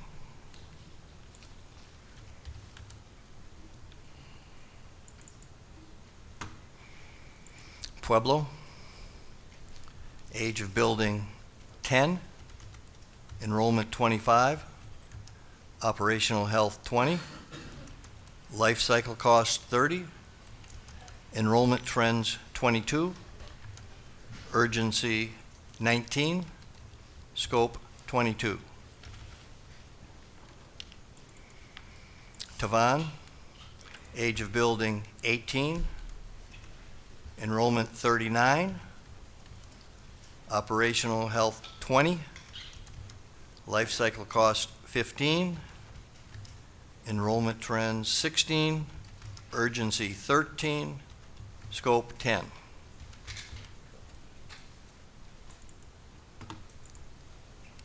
Cherokee, age of building 10, enrollment 51, operational health 20, life cycle cost 30, enrollment trends 20, urgency 30, scope 23.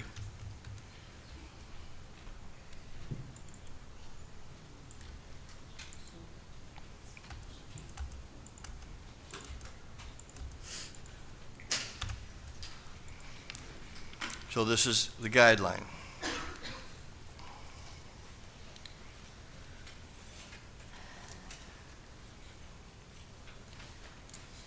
So we have the highest scoring school is Cherokee, the second is Hohokam, the third is Kiva, the fourth is Pueblo, the fifth Navajo, and then Tavan.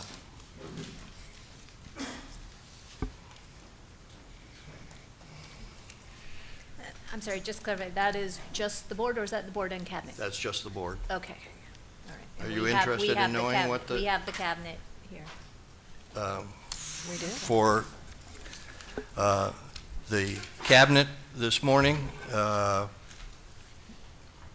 rated the schools also, and their aggregates came up with the number 1 school Cherokee, number 2 Hohokam, number 3 Kiva,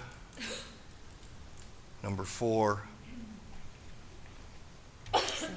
Pueblo, then Tavan and Navajo. All righty. Ready for some questions?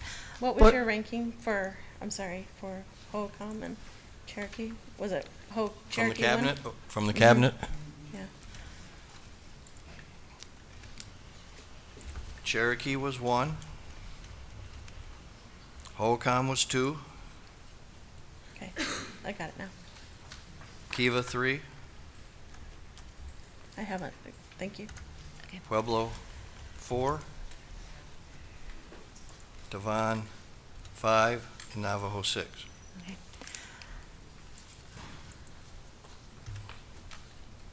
Are you ready for some questions or what? Board Member Beckham? No? No? Are you not on? Okay. Board Member Kirby? Okay, so it's not really a question, I'm processing out loud.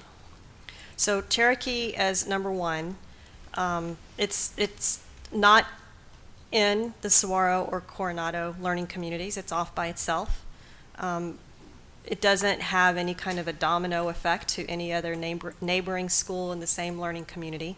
So that seems pretty simple. And then Ho-Ho as the number 2 school in Coronado. There is a domino effect, clearly.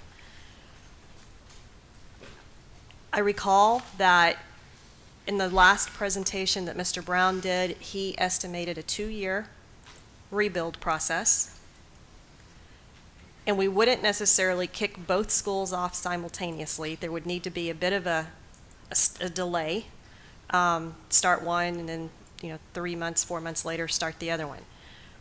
So Navajo not being in the top 2 schools means that a rebuild possibility for them is at least 3 to 4 years away. Is that a fair statement? Yes. The reality is, my reality, is that if we truly value the STEAM program, and we do want to see that continue, we cannot leave them in their current location for 3 to 4 years and expect it to survive. Right. So we do need to do something with Navajo separately. The options then would be to restore it, which is the insurance money. Hopefully, we could get it faster than 2 years. We do telegraph to the community, it is coming back. It's not closing, it's coming back as a school.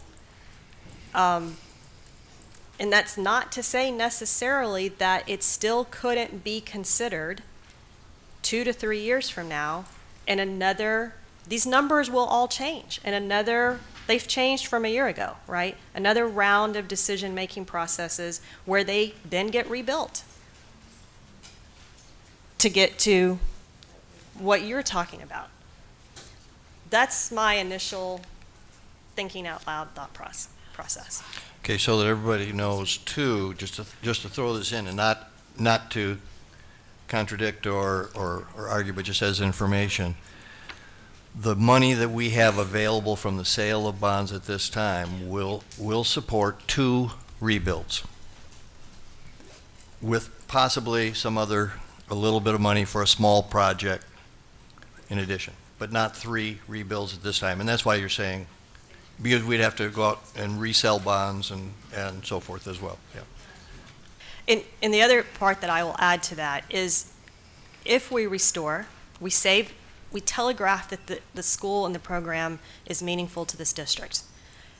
We also give the school 2 years, 3 years to bring fidelity to the STEAM curriculum and meet the performance goals of the academic goals that we set and the enrollment goals that we set. We give them time to do that. Correct? Right. Okay. Board Member Hartman? All right. I like where you're going with that. With respect to the overall results, I'm comfortable with the results. I think it's interesting how the board and the cabinet actually reached the same conclusion independently. Cherokee 1, Hohokam is 2. It really is, the number 1 really is exacerbated by truly it's a capacity issue. So there's a couple of those that are weighted as a 3, enrollment as well as urgency. It's kind of a redundancy when you answer the question, which is fine. It just further weights it, but it's clearly number 1. To where board member Kirby was going, I agree too that restoration telegraphs something important to the community and the commitment to STEAM. I think there's also something you're saying that we may ultimately want to apply to other schools, which is to give schools that are kind of on cusp population-wise an opportunity for growth and improvement. Because it is a combination of both product and marketing. There's all those things that kind of fit together there. But Cherokee has proven you can do it with time. So it can be done. And I would love to see this district take that more ambitious, aspirational goal with some realistic timelines around it.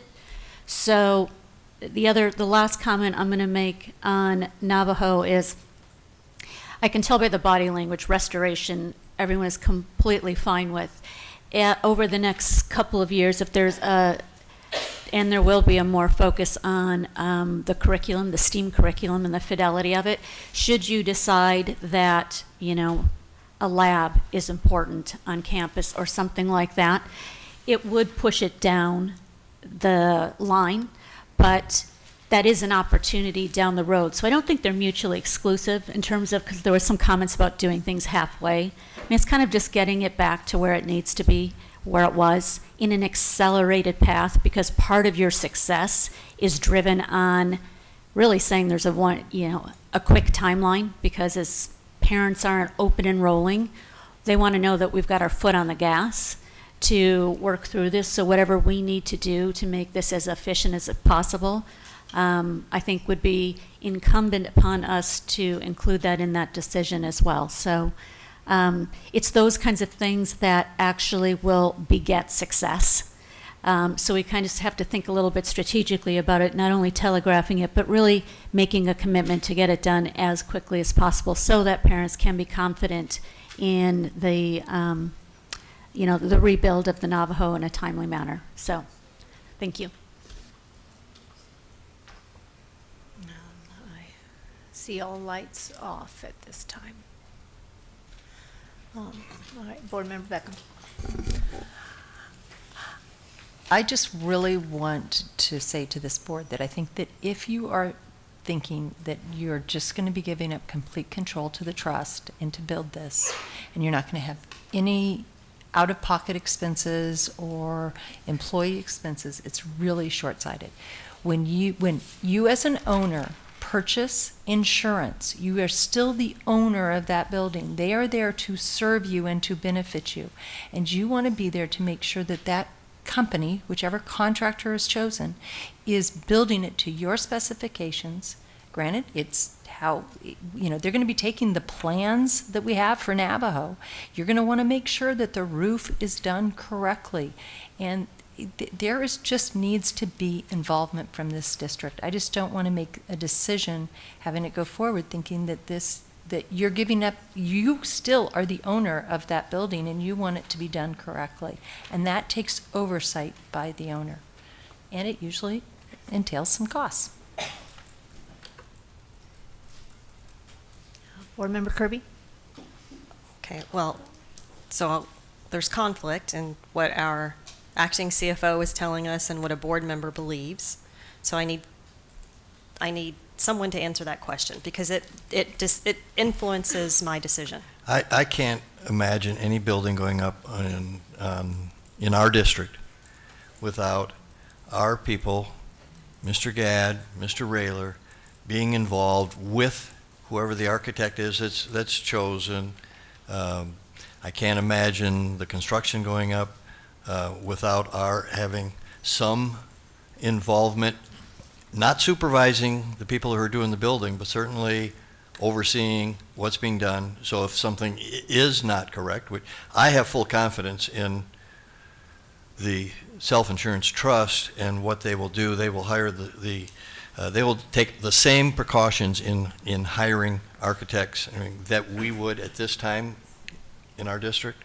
But I can't imagine that going on without our being involved to some degree, even though it is not supervising. So, Mr. Gadd? I concur 100%. So scale it for me. So if a complete rebuild on a scale of 1 to 10, district involvement is a 10, where would you scale the trust with Navajo district involvement?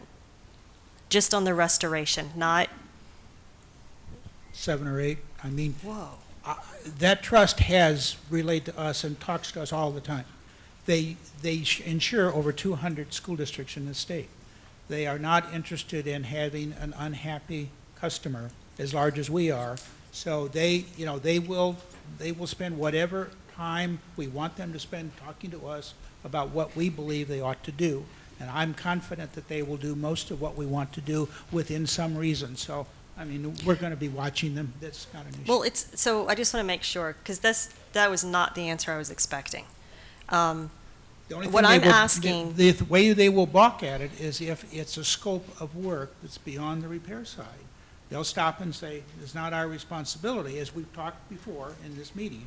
But if it's a repair, I think that they will take whatever advice we tend to want to offer. But my question is, when I look at, for example, the time and the effort that Mr. Rayler has put in with the rebuilds of Hopi and Pima, that's what I'm asking. Because I don't believe this district, even with the new hire, has the bandwidth for 3 projects, even for 2 rebuilds and a restoration, if our involvement's at a 7 or 8 level. That's my question. Is it... Remember, we're going to have a bond manager on staff. I understand that. And even with that, I understand what you're saying. 2 rebuilds. One rebuild would be easier with the restoration of Navajo as well to oversee. But the scope of the work at Navajo is going to be much less in terms of even at 7 or 8 in our involvement, because we're not hiring the people, we're not supervising the people directly, we're overseeing the job. So the scope is different. I believe between Mr. Gadd, Mr. Rayler, and the bond management and the bond project manager, that we will be able to do that, and especially if we start one rebuild, which has the greatest urgency and the largest scope, that came out number 1, start that right away, start Navajo right away, and maybe sequence the start of the second school a little bit, so that you're not dealing with all the same thing. You're not dealing with all the concrete all on the same day, and you're not. Well, so yeah, and I expected that. I'm seeing this. I'm trying to not see this as 3 rebuilds. That's what we can't handle 3 rebuilds at the same time. And so I think we can only handle 2 projects, whether it's a rebuild or a restoration. And so now the question is, do you bump Navajo up ahead of Ho-Ho? In my head.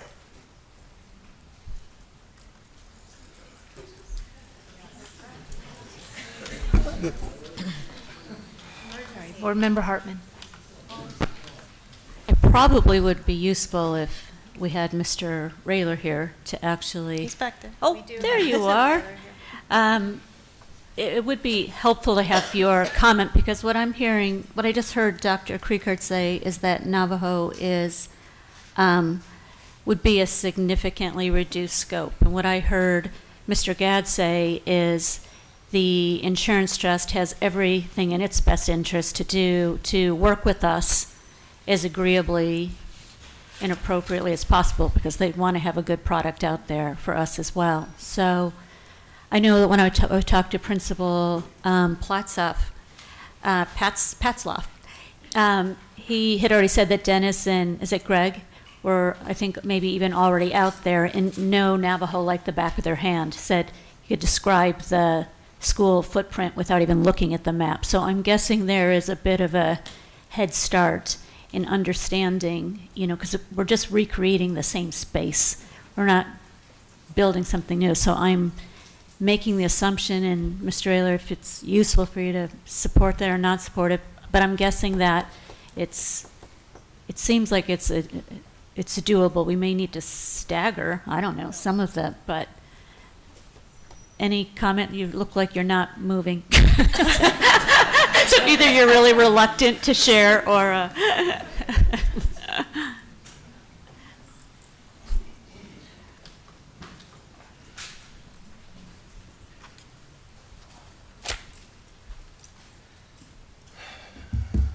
No pressure. Good evening, President Perlberg, members of the board, Dr. Kriegert. This is all about timing, and as we wait for the trust to make their final decisions, you're making your decision.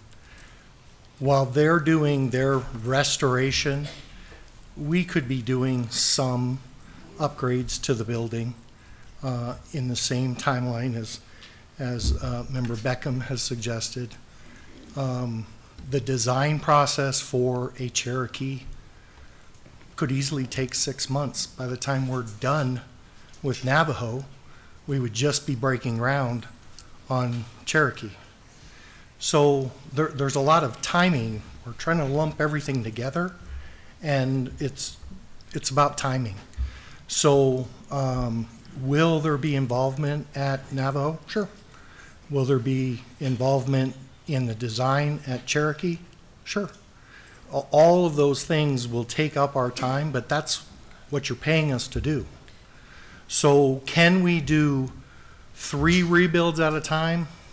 Probably not a good choice. We certainly don't have the money in the bank right now to do 3 rebuilds. So the decision needs to be, do we do the restoration of Navajo, add a little bit of broth to the soup, and fix up Navajo, get that all done as quickly as we can to the new school year, in the same timeline, We'll be working on the design for Cherokee. Do we do a full rebuild at Hohokam, or do we look at something else? You know, there's no one answer. I think what we need from you, what I need from you, is which ones do you want to do, so that we can get an architectural firm in here and get started. And then as soon as we get started, then we can come back and say, okay, this one looks like we can do these things to it, and it'll cost about this much, and the timeline looks like this. But until I get those marching orders to go get an architect and start doing that work, nothing's happening. So I can tell you myself, from March until now, 2 rebuilds, finishing up Cheyenne, and all the other stuff, plus running my department. So there's a lot that I can do by myself. For Jeff to get me a project manager on top of that, there's a lot more that we can do. I just need a decision. We'll work out the timing, and we'll bring it back to you. Okay? Board Member Beckham.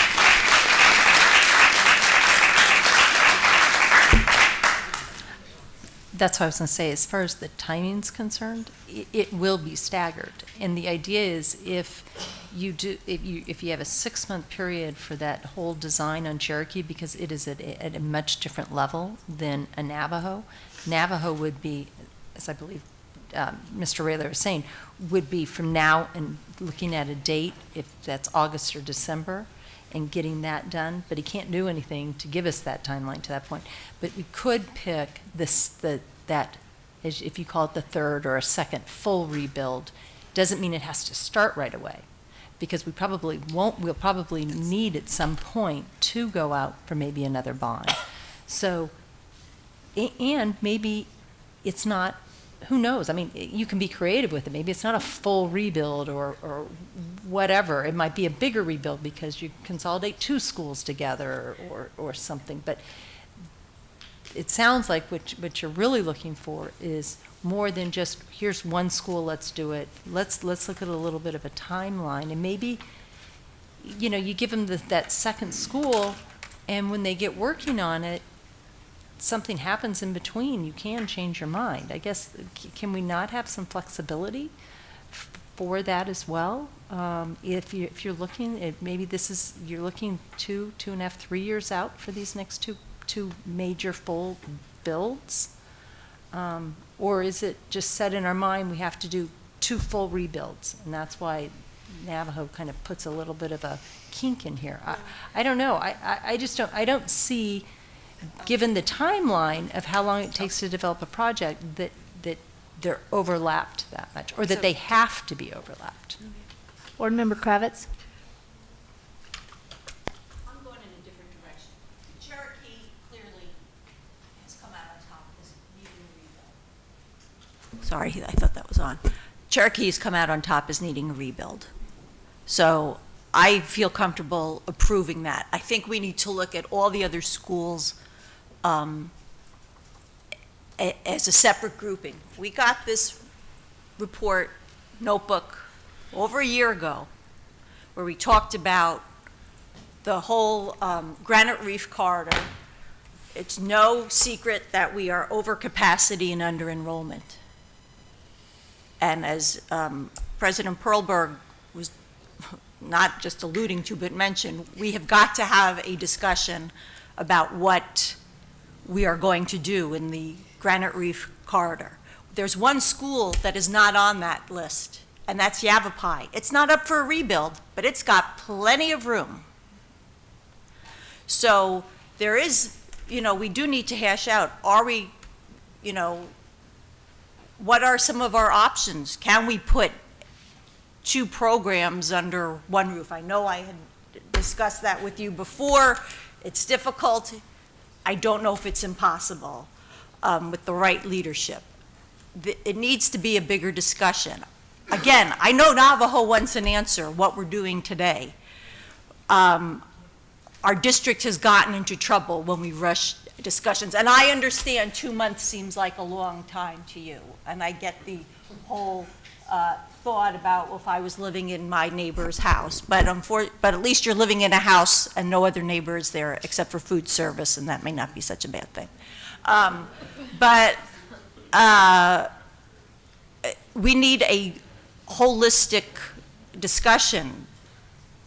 Our responsibility isn't just to parents and students in the classrooms, but also to taxpayers. We've heard, where's the master plan? Where's the master plan? And we've kind of tiptoe around it by picking a school and, okay, that's off the we've rebuilt Hope, we've rebuilt Pima, now Cherokee is a contender.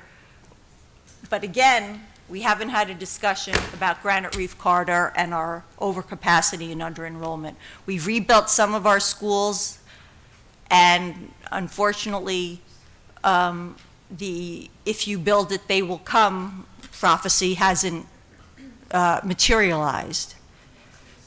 Right programs, I believe, will bring more students, and I can't say it enough. We need to have a whole discussion about what are we building, who are we building it for, because we've had the history of when there was the economic downturn of let's just fill our schools with students from outside of our district. How often will our taxpayers, or how happy will they be when we go to them to ask them to rebuild schools and the enrollment numbers are 60%, 50% Scottsdale kids? It's not, what I'm saying is unpopular, and I know it, but those are some harsh realities that we have to discuss. Thank you. Board Member Kirby? Okay, thank you. Listen, if this were easy, it would have been done 10 years ago, when it needed to be done. She was fighting for Pima, I was fighting for Puebla. They were going to close Puebla. So it's difficult. I do agree with everything you've said. We need to have some serious conversations. We are over capacity in the South. However, with respect to Navajo, I see it as if we don't make a decision on Navajo, we might lose a valuable program that feeds into a valuable high school program, right? I see it as a outlay of $10,000 to get us back to where we were while we work on Cherokee. Now, to answer your question, I am very hesitant to go with 3 schools because of that staggered timeline, because we may not get to that 3rd school until the spring or even beginning of next year, and we know these enrollment numbers can change dramatically over time. And I'm hesitant to make a decision right now on a 3rd school, possibly a year out. So that's my concern.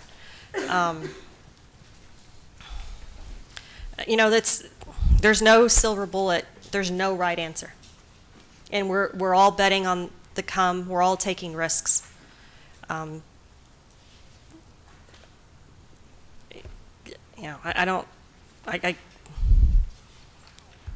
guess my question would be to Board Member Beckham. I need clarity from you on exactly what do you foresee for Navajo. Are you envisioning a restoration to its previous state, or are you envisioning something more than that? I think there's 2 options that have been provided. One being that you just restore it right back to its exact state. I think about that and I think, God, if you just stuck in maybe even $500,000, you could get so much more. But that's taking it to another level, another thought process, another more design, more community involvement.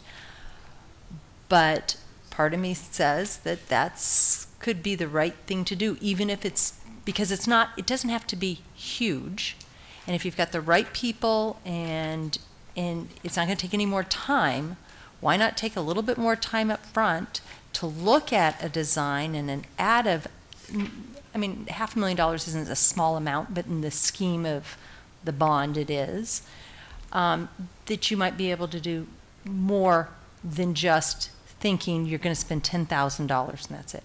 My other fear was that when you both thought that the district wasn't going to have any game in this, and it was, you know, and that the trust was going to be 100% in overseeing it, that did not settle with me because that just did not seem realistic. Okay. So that was that push.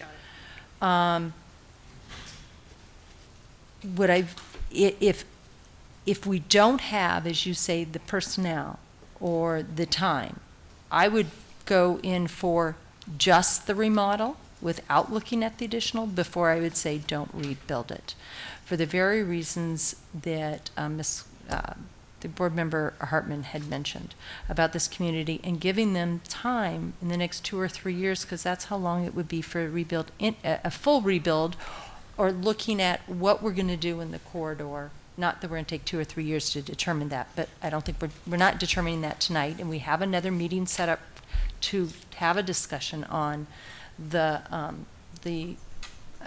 under-enrollment and overcapacity. And it's set up in a couple of weeks, I believe. So we're not looking far off on having the start of that discussion. So that's where I'm coming from. Did that answer your question? If I may address part of what I heard of your concern, Board Member Kirby. In a previous position, I was involved in helping schools set up STEM programs. 90% of those schools were older schools that were set up in the 50s model with 900 square foot classrooms, did not have maker spaces, did not have special classrooms, and it was through programmatic changes, instructional changes, and some creativity in how the students were blocked in order to teach more STEM. It was mostly STEM projects. STEAM fits in very well. We have in this district the premier elementary science program that includes engineering and mathematics with technology, and we have that already. And we have on our staff, our science coordinator is an international trainer in that material. I believe that we can infuse more energy and local resources into a school like Navajo without having to rebuild a building and create special places, because it can be done with what we have, and especially at a school there that has a number of open spaces that are not being used as classrooms.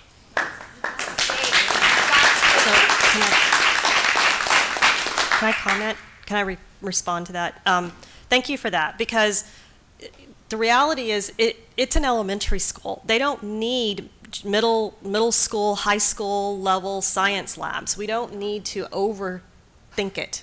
It's still an elementary school, right? So I appreciate your comments, because that's where my head was with Board Member Beckham, is I don't know that we need to add a bunch of other stuff to it.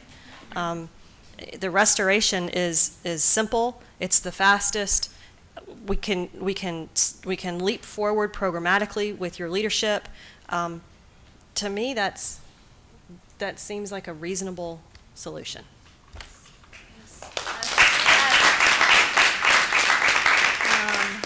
Board Member Kravitz, are you still lit? Okay, I wasn't sure. Sorry. I Oh, appreciate and then your Board Member comments Hartman. were very helpful and helped the light bulb go off, so I appreciate that. And as people were saying, well, for $10,000, we get several million. That seems like a good payoff. So that clarifies things. Do we know, I just, since we're discussing this whole thing, because insurance only covers the affected areas, how old are the systems in the areas that will not be covered? Which, are they being held together with duct tape and chewing gum, or are they about to be, they're the duct tape and chewing gum systems? Okay, yeah, I just wanted to clarify so I can get my head around everything. Okay. However, if we were to go forward with this and get the millions for $10,000 plan, Navajo would understand that then they may not be, well, I don't know how the numbers would play out a couple years from now till they get new systems for the unrestored parts of their building. Is that correct, Mr. Dad? Okay. Thank you. Okay, I just needed to talk that out. Thanks. Board Member Hartman? Thank you. I'm ready to make a motion, and I feel like we're there. I have one And clarifying question. And I just also wanted to thank Dr. Kriegard and Dennis Rayler putting you on the spot, because you are the two subject matter experts on STEM and literally rebuilding restoring our facilities. So your input actually is really helpful. So, do you comment I first? have a question because I've gotten a little in the conversation. I feel like we veered away from the options that were presented to us and the dollar amounts attached to them. Because I keep hearing, like, take $10,000, we take the insurance money. So that is basically option 4, which truly only repairs the damage with the insurance money and does nothing else. That's option 4. Do nothing, establish facility consolidation or to determine, or reopen with insurance repair of damage only. That to me is what you and Board Member Kirby have been talking about, the lowest amount of money that we could invest in this. I do have a cap. And reopen yeah. the school. Because the next option 3, actually refurbish those spaces that were damaged by the fire, and only those. We would not touch the office. We would not touch the other buildings, obviously. Is a $5 to $10 million range. The expectation, I believe, Mr. Gadd has of insurance would cover $5 to $7 million of that. We would do another 5 for total. Okay, so I'm trying to kind of backtrack the conversation and understand what exactly we're talking about. Yeah. So I have a question, which was exactly to that point before I was going to make a motion. I am wondering, so I was focused on option 4, but Board Member Beckham said something kind of interesting, which is, if it's a reasonable amount, you called it $500,000, but a smaller amount to get something that's important. Is there a mechanism for Mr. Rayler to come back to us? So tonight we'd actually be approving the repair with the insurance fund. But through your process, as you're out there doing the design and you identify, well, these smaller upgrades accomplish this, I mean, is that something that this board would entertain, that type of request coming back? So we'd approve the repair tonight with the insurance money. Are we open to, if Mr. Rayler comes back, a month from now and says, and, if we did for $250,000, we could do these additional things. Is that the process how that would work? Or is he authorized to make those, smaller decisions that just make all the sense in the world as we're doing it? Yeah, I think both he and Mr. Gadd have said, if the decision is to restore Navajo, there will be a design phase. And that design phase, because you still have to pick out certain pieces and see what it looks like. And if there are usually there are alternatives to the bids that come in, and so we can come back to you and say, here it is. Here's the bare minimum that we talked about. Here's with alternate A. Here's with alternate B. That's not something that is new to any of these people, and we could come back to you and you could make that decision at that time, yay or nay. The thing that we have to be cautious with is if we want to move this project along as quickly as possible, we will have to be prepared to react fairly quickly for that bid, for us to make that bid process. The 2 major items that we had talked about was STEAM and office. the office is 1950, and STEAM was, whatever we need to do from a science standpoint to make that program more viable. Those are, we administratively have talked about that. If that is not within the scope of what the board wants to do, it's more a mechanical related issue like air conditioning or whatever, then that makes a big difference about what we're going to come back to you with, dollar-wise and otherwise. So, we need to know, do you want to have some of those spaces dealt with or not? And if not, then we will simply, Mr. Rayler and I will concentrate on those mechanical type systems that we think would benefit at the same time that they're doing refurbishing. So, Board Member Beckham. Okay, so that brings up the point, compliance, bringing it up to code, I understand, that's going to be city statewide. But when we're redoing all of our offices already for safety. So clearly, built in 1950, unless was Navajo's front office already remodeled for safety. So there's a good example. We want to bring it up to be a very safe office.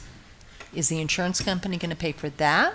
Or are we going to have to put in, and it may only be 30 or 40,000, I don't know, but so if we say this is a rebuild, that office still is not going to be up to like the security that we would want. It's going to be what it is now, what it was just a few months ago. Well, that's what it's. I would. Yeah, that's, if I can jump in, because that's what I keep trying to focus on, is the idea that we're just going to go in this with what the insurance gives us and does. Okay, no money. But if we even look at the idea of refurbishing spaces that the fire was damaged, we are looking at sitting here tonight, possibly making the decision to invest up to $10 million on this campus. It's a $5 to $10 million option 3 of a refurbish of those spaces that were damaged by the fire. Option 2 included the new office remodel, or the front office remodel. That's a $10 to $15 million price tag. No. I think that, like, Arcadia's office remodel was scheduled at $180,000, because I just happened to look at it yesterday. So I know that we're not looking at 10 to 15 million for a new office remodel. No, we're probably. So we need to have a little bit we're probably in the better neighborhood idea. of $1 million or so. If we're going to do some science labs, and if we're going to do a fairly significant reconstruction of the office, vaulted ceilings, new spaces, new surfaces. Well, no, that sort of I was thing. thinking safety. So, if it's safety only, then that's a fairly smaller amount. If you're talking about making the office look like a new school would be. No, then no, that's we're a not different talking that, but we Okay. are talking some Okay. safety issues. It's fine. That's, Board Member Kirby. Okay, so no, we're not looking for new labs. We're not looking to enhance, because it is an elementary school, right? We are looking for safety in the front office. I don't think we need a vaulted ceiling. It's, right, but we do need them to be safe and secure. I would throw out for a conversation is mechanical. Do we want to upgrade the mechanical in the area that wasn't touched by fire so it functions seamlessly with the mechanical that the insurance company is going to be put in? It would seem to me that would be a logical thing to do, but I'm not a subject expert in that. I'm looking over to Mr. Rayler. I would like to talk about that and then get your ballpark estimate as to what mechanical would cost us. Is that something the board would be interested? Sorry, I'll jump in. To have a system that's new and shiny and working well, and then on the other half of the campus or a third of the campus have something that's wheezing and on its last gasp, does not make sense. And is a drain on the expense of running the school. I'm sorry, Board Member Hartman, I think I might have accidentally turned you off, or are you on?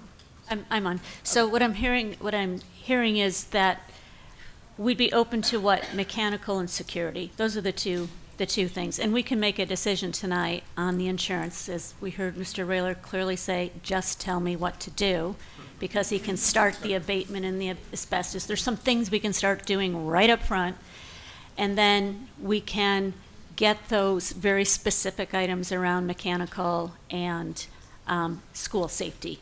Yeah, okay. All right. Question? Board Member Kirby.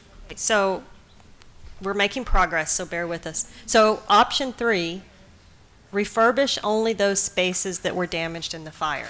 Are we talking about doing that or no? I don't know.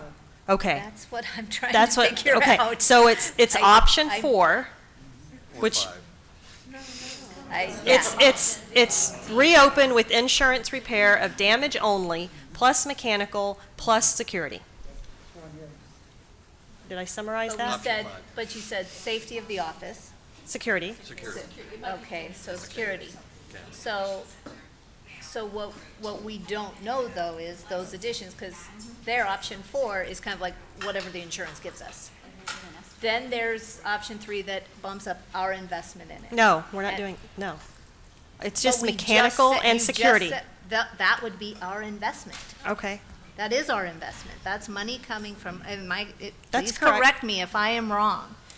But we are sitting here tonight making a judgment on not only taking the insurance money, having them do what they do, but then adding on an investment of mechanical and safety / front office that at this point in time, we are just taking a wild guess at what that dollar amount is.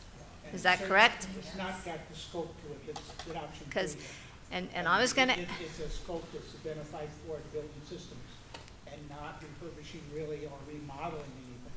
So it's number 4 plus a small amount for security and make that comes up. okay. Board Member Beckham. And I also envision, once they go in and they look at it and they say, hey, you know what? This part of mechanical we do need to fix, maybe this part we don't need to fix. I mean, so that we're not going to be fixing just because we happen to have said mechanical. That's why there's no dollar amount to it, and the dollar amount has to come back, because it most likely will be adding those two things over $100,000. And then that decision would be made based upon the information that's provided. So it's an educated decision.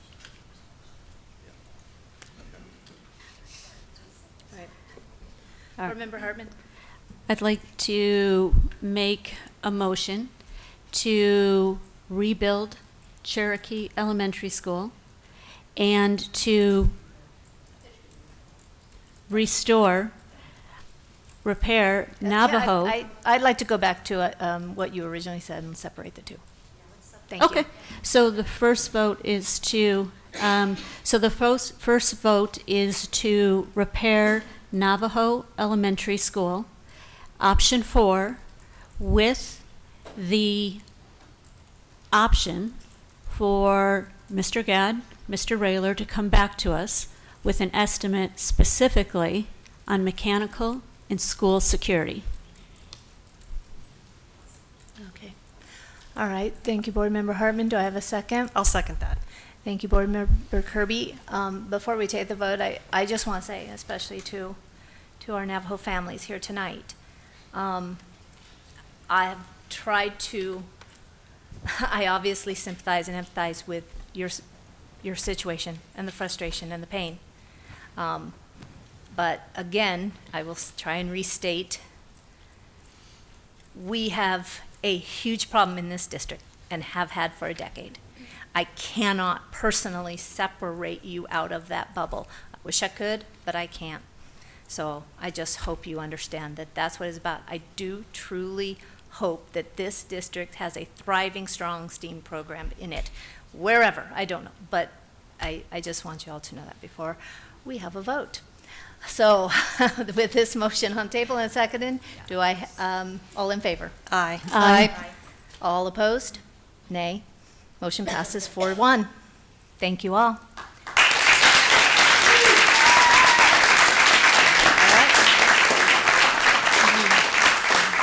Do we have another motion?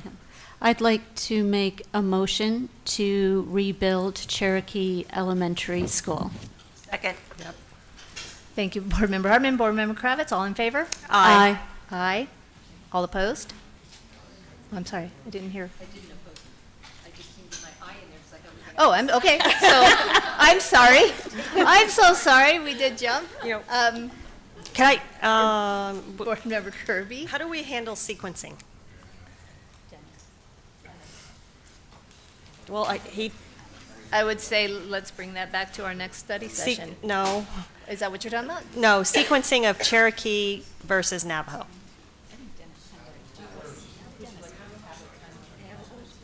No, I think we need to decide it tonight. Okay. Okay. I guess my question is, are we going to wait on Cherokee and do that after the Navajo?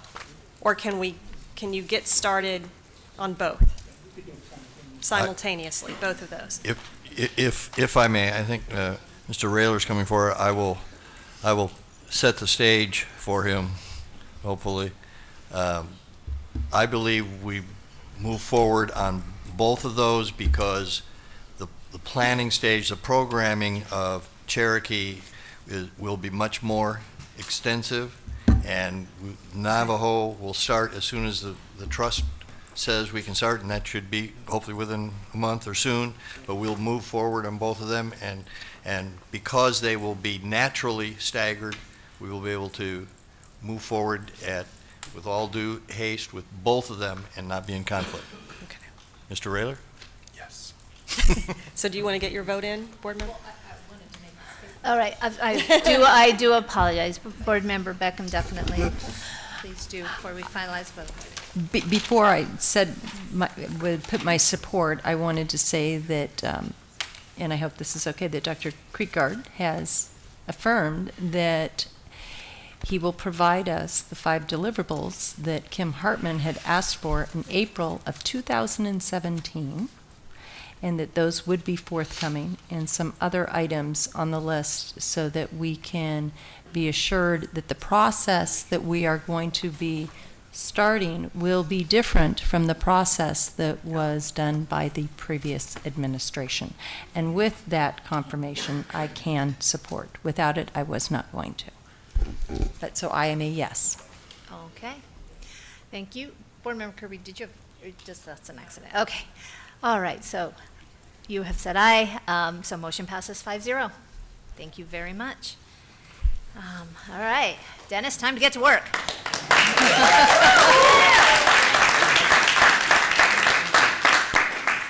All right.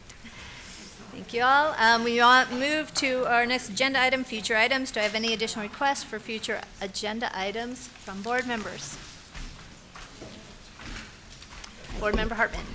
I believe this agenda item is actually already on the November agenda, but when I looked at the summary of our items, I just want to make sure that our strategic plan performance metrics scorecard updated for 2017-18 is on the November agenda. Yep, All I know right. you are. Okay, thank you. Excellent. If no others, then we move on to the dates of our upcoming meeting. I know that we will be scheduling another study session towards the end of October, hopefully, a special session, a study session, but that date has not been determined. So our next board meeting will be held Thursday, November 8th, 2018, at 3 p.m. At the Mojave District Annex. Next regular governing board meeting will be held Tuesday, November 13th, 2018, at 5 p.m. here at Coronado. Do we have any governing board reports tonight? Board Member Hartman, is that light off or on? I have to thank some community members, though, because I just need to acknowledge the Scottsdale Charros, along with the Scottsdale Rotary, actually partnered with BUS, and we had our first Pizza with the Professionals at Blaze Pizza, of which Coronado High School students attended. Both the professionals as well as the students rated it a 4.8 and a 4.9 out of 5.0, and 2 students already received internships, which is pretty amazing. And then one other item, just because we need to acknowledge our partners in the community. During the September Coronado Success Initiative advisory meeting, it was identified that one of the barriers for our Coronado students in attending dual enrollment was actually the cost of $83 per credit. So our Scottsdale Charros, as they always are amazing partners, stepped up with a $10,000 match challenge for credits, of which, absolutely, of which anybody can match that. However, two very specific events that are going to happen is on November 27th, there is a bus breakfast at Sky Song where Sharon Harper and Christina Haynes are the speakers, and there's going to be a match at that event, so if anyone would like to participate. And then on November 7th, another one of our good partners, the SUSD Foundation, has their Scottsdale on Stage talent show, of which there's going to be a match for the participants there with that $10,000. So there's up to $20,000 in dual enrollment credit scholarship, which I think is pretty incredible from our partners stepping up. Thank you. Right, any others? Do I have a motion to adjourn? So moved. Thank you, Board Member Kirby. A second? Second. Thank you, Board Member Kravitz. All in favor? Yep. Aye, motion passes 5-0. Have a lovely night. No, it is not.